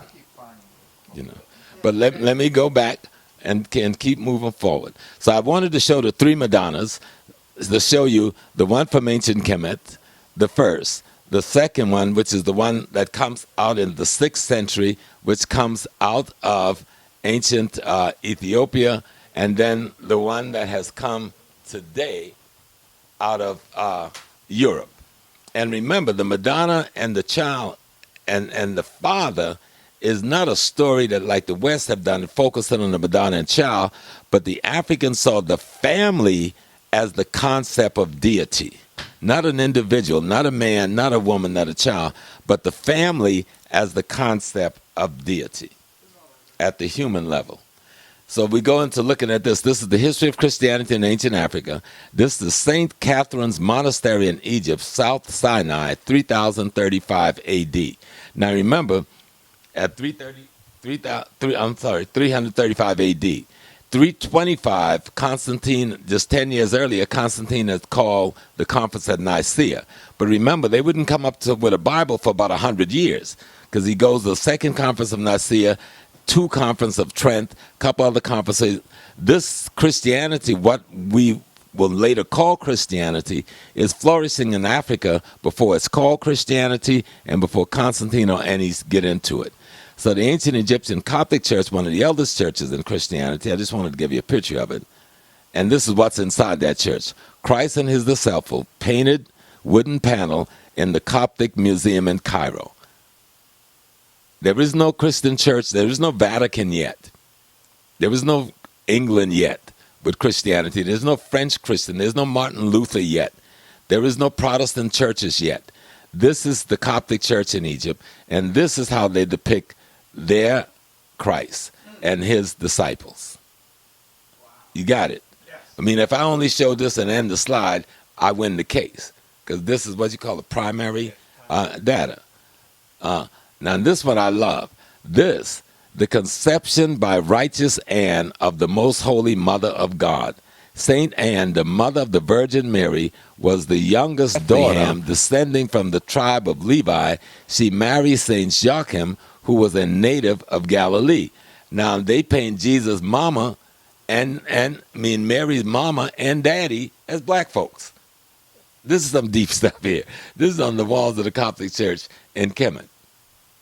So then we have to kind of further decode this because of the Africans' great love for women, right? Mm-hmm. That they in fact go back. And so if they say if Mary was beautiful and good, then who was her mother? That's right. And then they ask who was the father. Yes. So then the father, watch this. So the father of Mary, right? Mm-hmm. This is a name that Dr. Yosef Ben Jochanan. That's his name right there. Right. This is that's correct. Jochanan. This is a name of which became a mystery system name for people studying this concept, right? Mm-hmm. So they went back to say who was the mother of Mary and who was the mother of father. Now, Dr. Yosef Ben Jochanan, he comes from this family that has done this work. Right. So you see, because Dr. Joseph Ben Jochanan's real name is Johannes. Yes. He gave himself, or he was given a mystery system name, and that became Jochanan. But the family name is Johannes, which is a great name in Ethiopia. Mm-hmm. But the mystery system name, the enlightened name, is Jochanan. Mm-hmm. And now we see that his name derives from the father of Mary. The mother of Christ. And it shows the power of the matrilineal side, that the mother's people was incredible. Most of these religions, they go on the father's seed, patrilineal, right? But now we see the power of the woman's side, which is important. Yes, fantastic. Thank you, brother. And I just wanted to show the Ethiopians celebrating, the Ethiopian Christians who are celebrating. And you remember, Ethiopia is practicing, even though Ethiopia gets its form of Christianity from the Byzantine Church and the Coptic Church of Egypt, it is practicing Christianity before Western Europe and before England. And the language derives, and the language of Coptic derives directly, it is a spoken language of ancient Egypt. So now you have a fusion of language, right? Coptic is a later spoken language of ancient Kemet. So now, if it's a spoken language, now so that means those concepts of ancient Egypt will find its way, because the best way to express it is in a parent language. We'll find it inside Coptic. Absolutely. And now I put this church, this is St. Mary of Zion Church, which I got to visit once in Ethiopia. It's the oldest church in Ethiopia. It's one of the 10 oldest churches in the world. So we are Christians then before the people who enslaved us. So the crackers who enslaved us had not even become Christians yet when we had already built churches in ancient Ethiopia. This church, the Church of Miriam, or Mary of Zion, only women are allowed in this church.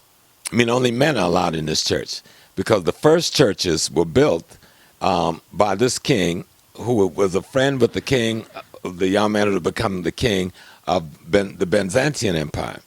And so the queen mother said, no, this is not our culture. So she went around and burnt down all the churches in Ethiopia. But this was the one that was saved. It was partially burned. And so that's why they don't allow any women in it today. And again, you have to understand what I said. To be a high priest in ancient Kemet, you must study woman. Mm-hmm. So here it is again, where the concept of, if you want to be a real man, you have to study, you have to be a master of sacred women. Right. And this is where the queen mothers are saying, yes, we let you kings rule, but you've crossed the border and we are erasing what you've done. And so this is the 5th century Byzantine church foundation in Ethiopia. Now, in the 5th century, remember, these folks in France and Germany and Spain, Luther don't lead his Reformation until the 1500s. So we've got church in Ethiopia that's older than any Protestant church in France, Germany, England, or any of those places. And this is Deborah Behan Selassie's church in Gondor. Gondor is Dr. Ben's home. This is where he was born, in Gondor, Ethiopia. And I put this up because they paint the murals from the top of the church all the way down to the floor. So all of the walls, the ceiling, the walls, and everything is painted in what I call glyphs, or mural glyphs, that interprets their theology. And this is a rock-hewn church of Milken, Ethiopia. Once the queen mothers burnt down the churches, those who wanted to do Christianity went up in the mountains and started building their churches in these mountains, carving it out of the mountains and in the caves. And this is the most extreme example. King Lalibela goes up into the mountain and put his kingdom up there and build these churches down in the ground that it can't be seen by nobody except if you come up in the kingdom. And there's only one way, one road, curving road up the side of the mountain to get in the kingdom, even today. So no one could come and tear the churches down. But this is an extraordinary defeat. They carved this out of a solid piece of rock and created a cathedral, 12 of them. And no one in the world have done anything like this. An extraordinary feat. Now, these churches and this Christianity is going on in Africa before the transatlantic slave trade, before Islam and its trans-Saharan and trans-Indian Ocean slave trade. Here's another one of this church carved out of the mountain on the sides of Lalibela. This is one of the great castles in Gondor, again, Dr. Ben's home. So we see the castle type in Europe, they copied it from the castle type in Ethiopia. This is another castle in Ethiopia, in Gondor. And this is the Hathor Temple in Nagar, Sudan. This is 2000 BC. And I wanted to look at this Hathor Temple in Sudan, so when you segue into this, the old Dungla, 11th century Christian community in Sudan, East Africa, and then you look at this, the Church of the Granite Column in Old Dungla, Sudan, East Africa. Now, we know Sudan was taken over by the Muslims, so they destroyed most of the churches, but there are digs going on that's uncovering much of the architectural remains of these churches. Let me go to the next one, then you can come in on it. And this one is the remains of an 11th century AD church in Bagnati, Sudan. Now, all of these churches in Sudan and Ethiopia means we are Christians. There's no transatlantic slave trade yet. You know? Yeah. So all of these are very, very important slides, and there are hours that we can spend on talking about the Arab invasion in Egypt, and we could talk about the Byzantine Empire and why Africans even dealt with the Byzantine. The Byzantine were basically Romans, right? And why the Africans actually even dealt with them. But it was the Byzantines that saw that the religion of Africa gave their religion standing. What they was creating, it created their religion, and it gave it standing, right? Yes. Because they can go back to it. So it was important for them to take over the places where this stuff began. So Egypt was a very, very important part of the Byzantine Empire, Right. and then the relationship was the African knew because what Rome had done to Egypt. They knew that it had to hide its faith.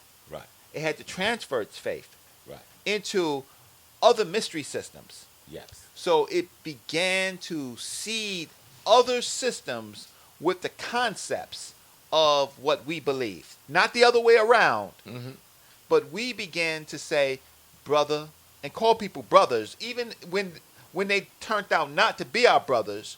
We began to, so when we think of the concept of, for example, voodoo, which is a concept of an African spiritual system, but how can I say, infused in Christianity, meaning it could be hidden in Christianity.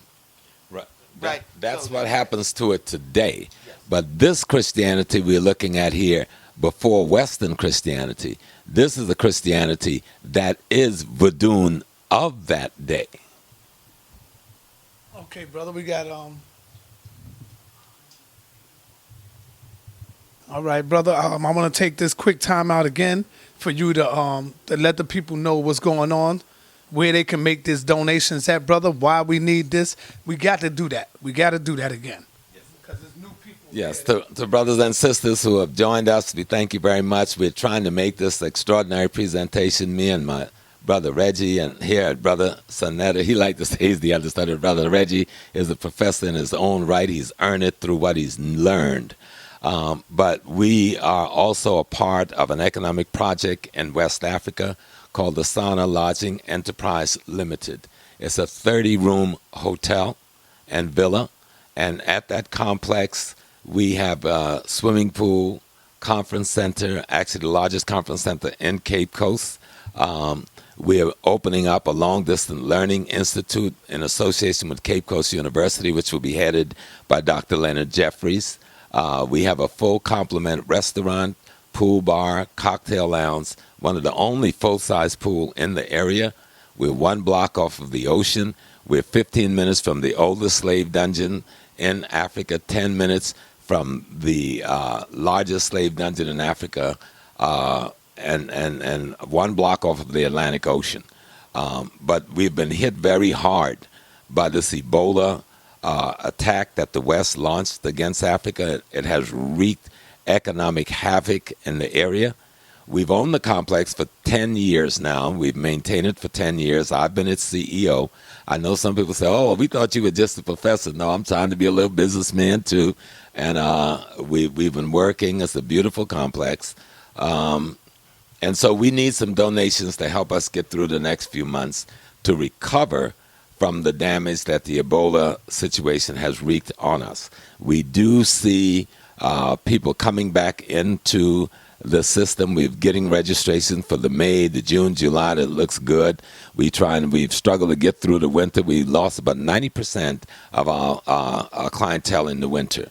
So we would like for you, if you can donate anything, $5, $10, $20, $30, $40, $50, if you can, to help us with our enterprise 2 months. And we work a staff of 47 persons. Only one African American is on that staff. Everybody else is Ghana nationals from the community right there where we have the hotel. And we have not laid any of our people off. The email is csmall1926 at AOL.com. That's my PayPal email. csmall1926 at AOL.com. csmall1926 at AOL.com. That's my PayPal email. You can send donations directly there, and we really would appreciate anything to help us get through the crisis we're going through with our electric bills, with meeting our salaries, with taking care of our staff, with taking care of their health insurances, and all the basic thing that goes with running an enterprise as we try to recover from this crisis that was caused by the Western world and the attack on Africa. And understand that Ebola was an attack on Africa. As it was an attack that's as damaging as if it was a nuclear attack on West Africa. And economically, we are going through a terrible time. But we're beginning to come out of it, and we can see our way out of it. But we do need some help to get out. So that's CSMALL, CSMALL 1926 at AOL.com. That's the PayPal email. And any assistance you can give or ask any friends to give would be greatly appreciated. And we will continue to try to bring you the kind of historical knowledge that we are bringing today, and hope that it's of great value to you in the life that you have to do. Yes. Right. We have a website. It's called SANAA, SANAA Lodge, LODGE.com. SANAA LODGE.com. SANAALodge.com.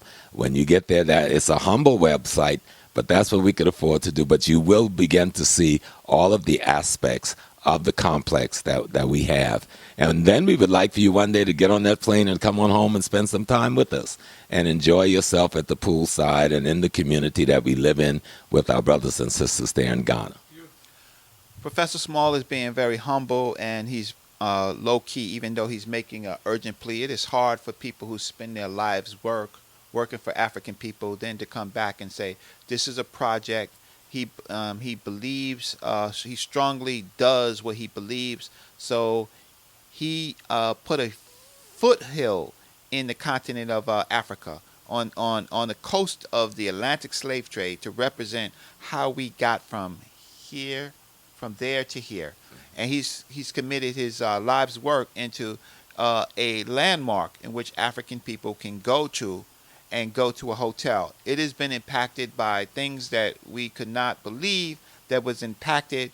But if you can now make a donation to CSmall 1926 at AOL.com and through PayPal, that will go directly to him. And we're also asking, Professor Small is now for African people. I'm talking to African people. I'm talking about the people who love us, right? I'm only talking to everybody else could take a bathroom break, right? And do whatever you want to do. I'm talking to the Africans. Professor Small now is one of the few of our top scholars, but top scholars in our world, and we must take care of them, right? And so when he's saying take care of, help, send donations to him, we also care about our scholars. We care about Dr. Joseph Benjo-Cannon.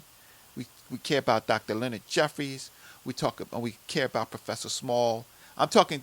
So if you have an organization, if you can't donate personally, if you have a donation that wants to bring Professor Small out to speak for real money, for $500 to $1,000 to $1,500, if you're going to bring Professor Small out to your state and say, brother, $200 is all that we have, don't risk our scholars' lives and our energy doing that for your own particular reasons. We're saying if you have an organization, if you're legitimate, and you can raise the monies, bring Professor Smalls out. He will give back to you 1,000 times, right? But don't. So we're asking for individual organizations, right? Contact Sonetta, contact C Small, C Small with a no S, C Small 1926 at AOL for serious contributions and donations. Black people, we can do this. Otherwise, we're lost. We're talking about Dr. Joseph Ben Cannon at this moment is in his moment of conversation with the Creator. From Dr. Joseph Ben Cannon, you have several students.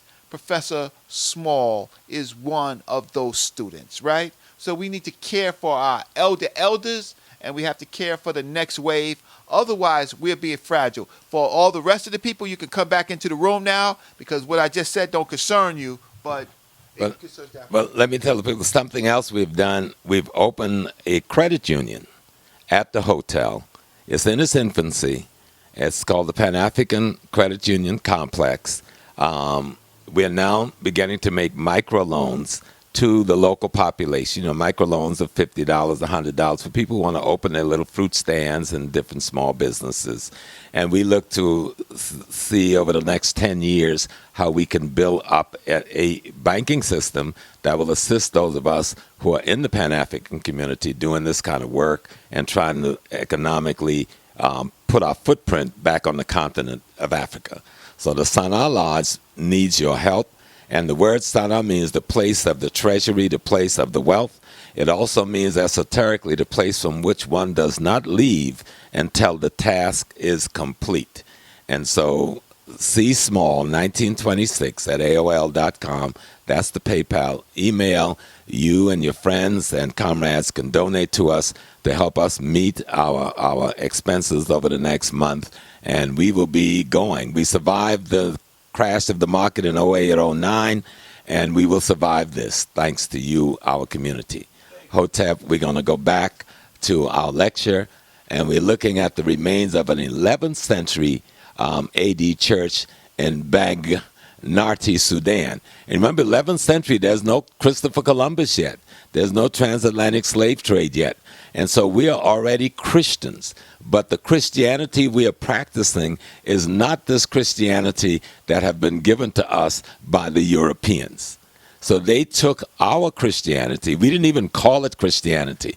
They took our spiritual system and they recreated and formulated it to their culture and their value systems, and after slavery represented it to us. But we don't need their thing because we've got the African thing out of which came their thing. So I'm showing you a Christian church in the Sudan in the 11th century. And we were looking earlier at another Christian church in Old Dungala, Sudan. I think this was the 10th century. And we saw the churches back in Ethiopia, which is, talking about the 5th century. These are Christian church in the 5th century. There is no Vatican yet, people. There is no Vatican yet. So don't let the people steal your identity and then give you a fraudulent interpretation of yourself. There's nothing but a plagiarism and a watered-down aspect of you in white face. So let's go back and study our history, reclaim ourselves, and reclaim our heritage.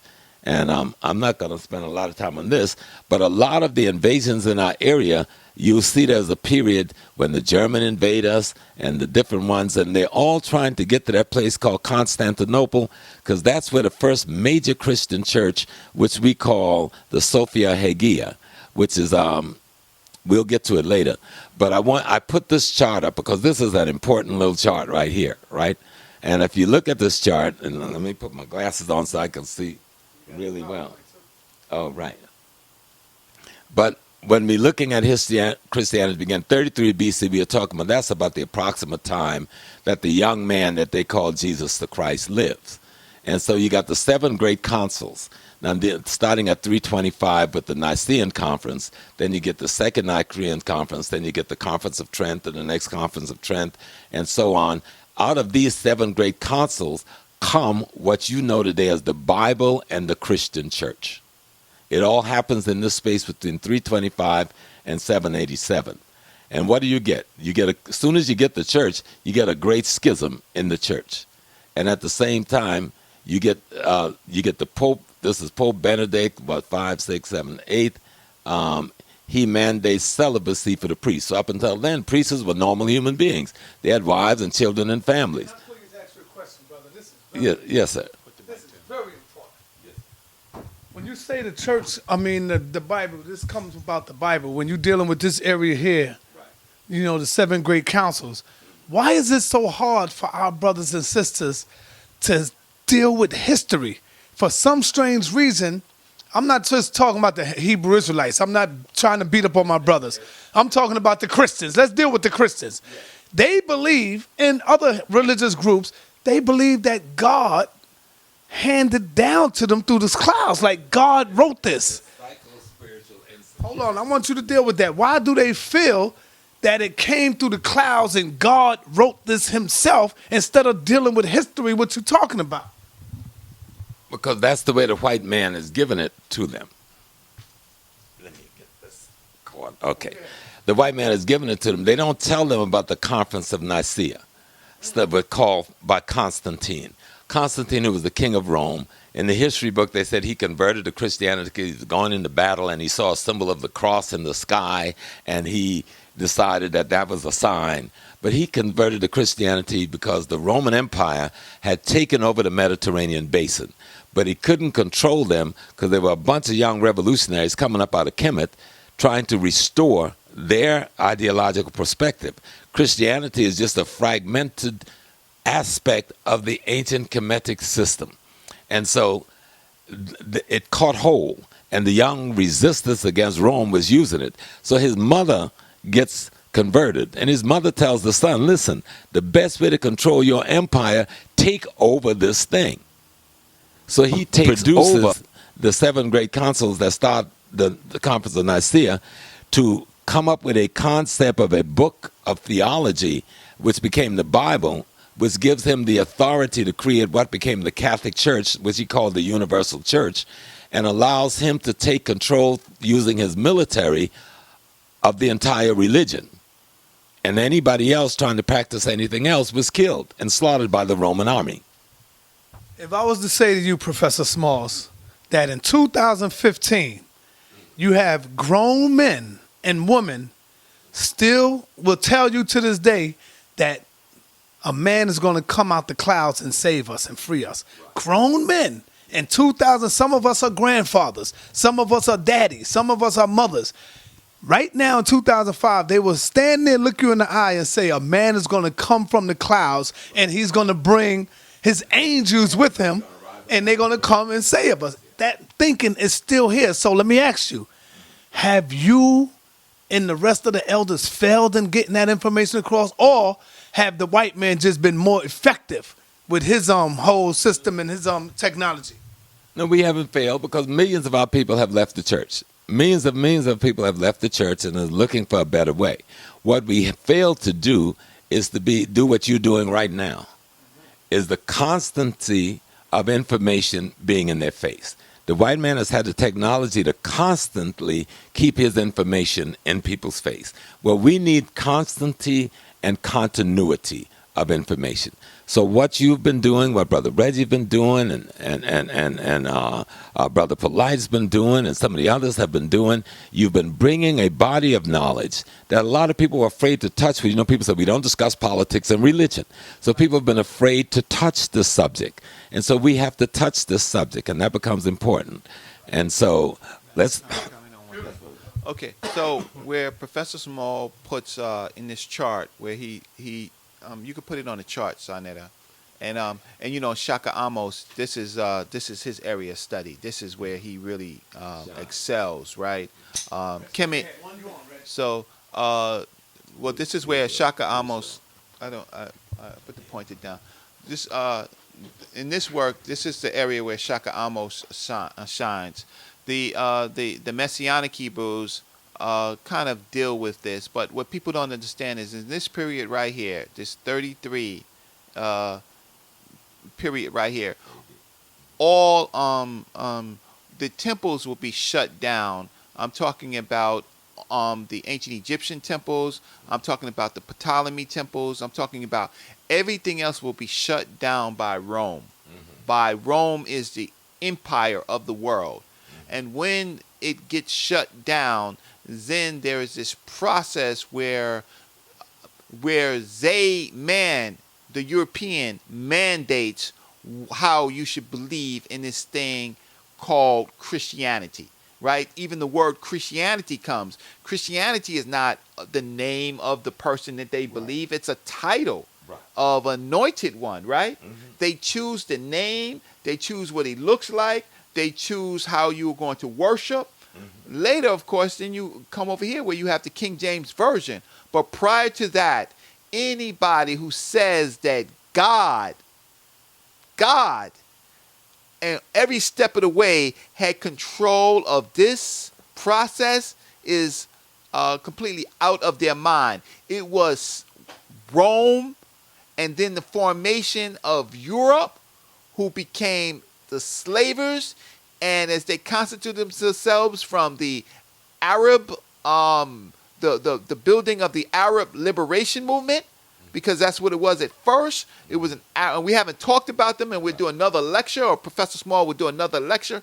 But the Arabs were pushing back their exploiters, and then Christianity had to even get even stronger because people were putting their lives on the line, and so they had to make sure. And then later you get to this particular period over here where you have yes, let me yes, you have it. This bottom part, this big red arrow, this is the Eastern Orthodox Church. This is what they call the original European Christianity. But what happens here around the 10th century, what we know, the Roman Catholic Church breaks away from that and becomes the Roman Catholic Church. And then in the 15th century, we get Martin Luther and his politics, and that breaks off and become the Protestant churches. And all of the Protestant churches in the world breaks off of the Lutheran church that was founded by Martin Luther as a breakaway of the Catholic Church. And so up here you got the Baptist, the Methodist, the Episcopalian, and all of that. And then down here you got the Roman Catholic Church, and the Anglican Communion, which happened in England, breaks away from the Roman Catholic Church. Now, all of this breaks away from the Eastern Orthodox Church, or what was once the Byzantine Church, or the original Roman Church. And in the meantime, as Brother Reggie was saying, in this area, the Arabs, the descendant of the Greeks and the black women they rape, and the descendants of all the Assyrian and the Persians and the other invaders that formed that body of people called the Arab, they began to resist. That resistant movement becomes Islam. The Europeans counter that resistance by sending in the Crusaders. And so when you look at this thing and understand it, you begin to realize what happened. Now, while all of this mess is going on, we're down in Africa having a good old time. We're not even thinking of this foolishness. But they will come to us with their slavery and their enslavement, both the Arabs and the Europeans. The Arab would put in place the enslavement system for 1,500 years, and when the Western European would come in, they would simply tap into that Arab enslavement system to produce what we call the transatlantic slave trade. So here clearly, the Bible has stopped being written as what you call the books of the Bible. The books of the Bible are finished at this time right here. There's no not there. Right. They finished it here. The- Because they take the oral traditions from this period. That's correct. And whatever written things they can get their hands on. That's correct. But the stories, the last of the stories that actually exist, Right, ends back here. right, ends back here. That's what I'm talking about. Yes. From that point now, man starts writing, right, editing, creating the books, and publishing, right? Now, what was happening in Africa? Africa was sitting back, right, until the Arabs came, right? And then because it was on a trading coast, it was on a trading part, Africans began to become Islamized, meaning it seemed rational, it made sense, it was a liberation movement, no problem. And then what happened was Mansa Musa now, he goes and he does his pilgrimage to Cairo, right? And that part wakes up the Arabs to the wealth of Africa, right? Because Africa wasn't worth anything as far as they were concerned. They couldn't find the mineral resources. It was Mansa Musa, his embracing of Islam, woke up. And so even when Europe was dying through the bubonic plague, all of this, Europe is dying now. Rome had died. Europe is dying. Yeah, this is the Dark Ages. Yes. Okay. So this period here, going up to the 1500s, is the Dark Ages from about this point to this point. Europe is in the Dark Ages, the bubonic plague. Once the Arab take over the Mediterranean basin, Europe is cut off from all international trade. And once it is cut off from all international trade, it suffers a disastrous economic depression. And so that economic depression leads to what is called the Dark Ages. And so all of this is affected by these things we call religions. Okay, so good. Now, so let's give us a little bit more information. We're looking at pretty much the same chart, but in the year just kind of tell it, don't want to go that fast. It just kind of shows you what's been happening. 33, as Brother Reggie was talking about, is talking about the Pentecost. That's the last of where the information that makes up the Bible ends here. And then you get in 64, Peter and Paul martyred. Now, what you call the church, most of it is from the writing and the articulation of this guy called Paul, not Jesus or any of the people that is with Jesus. And so then you get down to 150, where you're dealing with Roman martyrs, people who are now pushing the work of Paul, the thing that will become the Christianity that you are now following today, that has been turned even more Europeanized once it got to the Anglo-Saxons. But I don't want to go. We don't want to spend a lot of details on those charts. I'm going to go further. Now, this is one of the first major headquarters church of Christianity. It's called the Hagia Sophia, and it's considered to be one of their greatest first church, which is in what is now Istanbul, Turkey. The Arabs would take it over and build these minarets and make it a mosque, but now it's a great museum. So it's something worth seeing. It's a beautiful edifice. But then you got to look for the Africanness again in ancient Kemet, the minarets or obelisks. The obelisk, yes. Right? And so you have to look at the symbols that relate back to its mother. So they didn't create these out of themselves. They No, other people's this is the same. What Christianity is at this stage, and even today's stage, they have taken fragments of the theology and the philosophy of Kemet, and they've wrapped it in their cultural vessels to develop their quote-unquote civilization. This is the man who led much of that, Constantine, Emperor of Rome, who started what we know as modern-day European Christianity. These are some of the people at the Nicene Conference, and you can clearly see this is an African, this is an African, and this one is an African, and maybe even this one. This is supposed to be Constantine in the middle. Now, the Pope, I think it's Benedict, in 209, went to Cameroon, and in an election in Cameroon, which is carried by Time magazine, the spring of 2009, the Pope told the Cameroon people of the 10 original authors of the Bible, 7 was Africans. That's the Pope. Of the 10 original authors of the Bible in the theology of the church, 7 was Africans. Now, this is the church of the Holy Sepulchre. This is the old church right here, built by Constantine. This is the new edifice built over it. Now, and this is the inside of that church. This is supposed to be built over the tomb of Jesus. No one knows where any tomb of, because there ain't no tomb. But since they said it's a tomb, it was Constantine's mother who claimed she found the tomb and had her son come and build this edifice for Christians to come and worship in Jerusalem. But if you don't know the history, people have you go there thinking you're at the tomb of your God, and it's just a cave they found. They don't know what was in that cave. But we'll go to the next one. This is the Vatican. This is the city and the headquarters of the holy site of the Roman Catholic Church, located in Rome.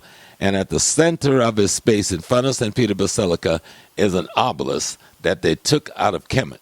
Now, if Kemet and his religion is sacrilegion and pagan, why is it at the center of Catholicism with a crucifix of Christ sitting on the top of it? The main road leads to it. It's like a picture of the holies of holies, right? Mm-hmm.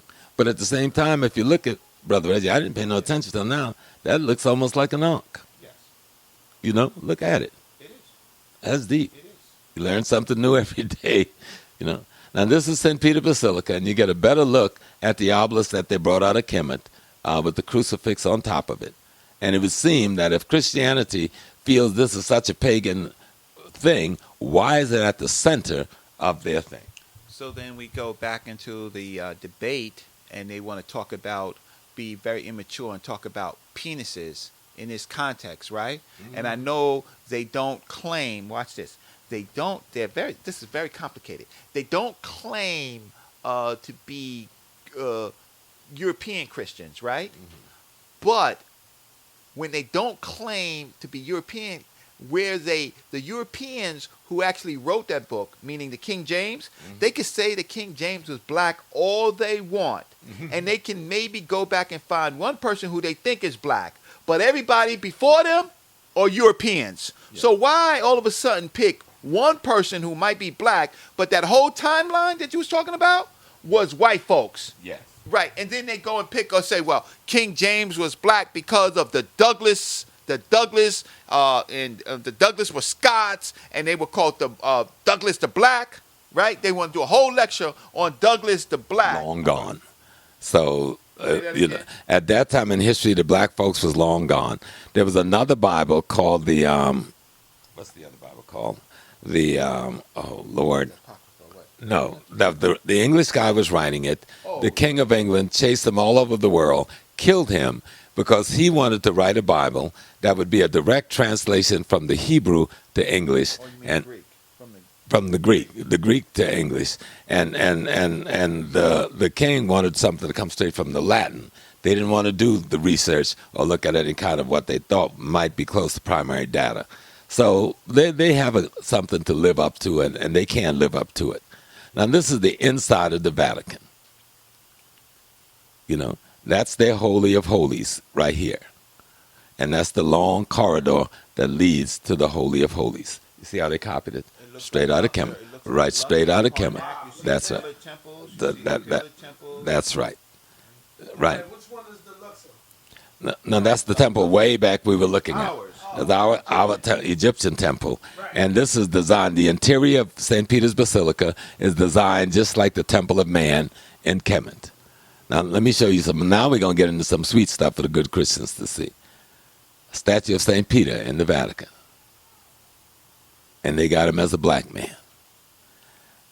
There's the Pope, or one of the cardinals, rather, making homage to another black statue of St. Peter in the Vatican. The Black Christ in the Metropolitan Cathedral in Mexico City. The Black Madonnas in Barcelona left and Mexico right. This is the Barcelona Madonnas, and this is the Mexican Black Madonnas. Now, let's find out why all these Madonnas is black.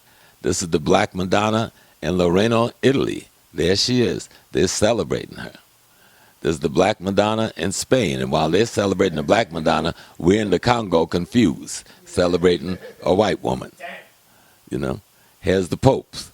The Pope Francis that's just coming in, the Pope that's leaving, making homage and praying to the Black Madonna in the Vatican. And here's the Pope, the one that died before, he's saying prayers to the Black Madonna in the Vatican. See that, family? And here is the other Pope in where he's at. He's in Częstochowa, Poland, praying to the shrine of the Black Madonna.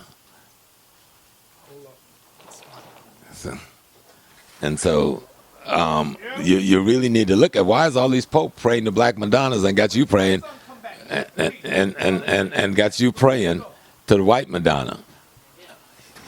Oh, give me the key. You know, he's praying to the. He's got you praying to white Madonnas while he's praying to black Madonnas. So let's go back one. So you got the Pope again praying to the black Madonna. The last three popes is praying to the black Madonnas. You've got them worshiping black Madonnas all over Europe, but they've got you praying to white Madonnas. Now here's Pope John Paul II in Kiev in the Ukraine praying to a black Madonna. Here's Pope Francis, your new pope, praying to his new black Madonna. Now they're praying to black Madonnas and got you praying to white Madonnas. And you need to ask yourself the question, what's that all about? You know, what is that all about? So wake up, black folks, find yourself. So we go back to this one, then and now. Ancient Kemet, Aset, and Heru. Ancient Ethiopia, Miriam, and the son of Miriam, but they don't call him Jesus there. And then you've got what the European produced out of what the Africans had created. So this picture was given to me by Brother Tony Browder. And in the 18th century, it's an 18th century painting by a European depicting Mary, Jesus, and Joseph arriving in Egypt during the Egyptian celebration of the Sed festival. The celebration of the birth of the Son of God, Heru, born of Immaculate Conception. Now here's Joseph, here's Mary, here's Jesus coming into Kemet on the donkey. Now the Egyptians are white folks, and the servant of the Egyptians are black folks. Now look in the background. Here's the Sed festival going on. While the Madonna, the white Madonna and child is coming in, they're coming into a nation that's already celebrating the black Madonna and child. So it tells you crackers knew what was going on when they were pulling the deception. They put it right here in the painting saying, yeah, we know this is so, but we're going to bring this into being. You understand? And of course, I wanted to throw this in. This is St. Maurice, patron saint of Germany. And again, St. Maurice was one of the popes. I forgot which pope it is. But this black man is the patron saint of one of the most barbaric European country in the world. And then we bring it to an end. So we can go back one to Brother Reggie. You want to make some comment on him before we finish? Yes.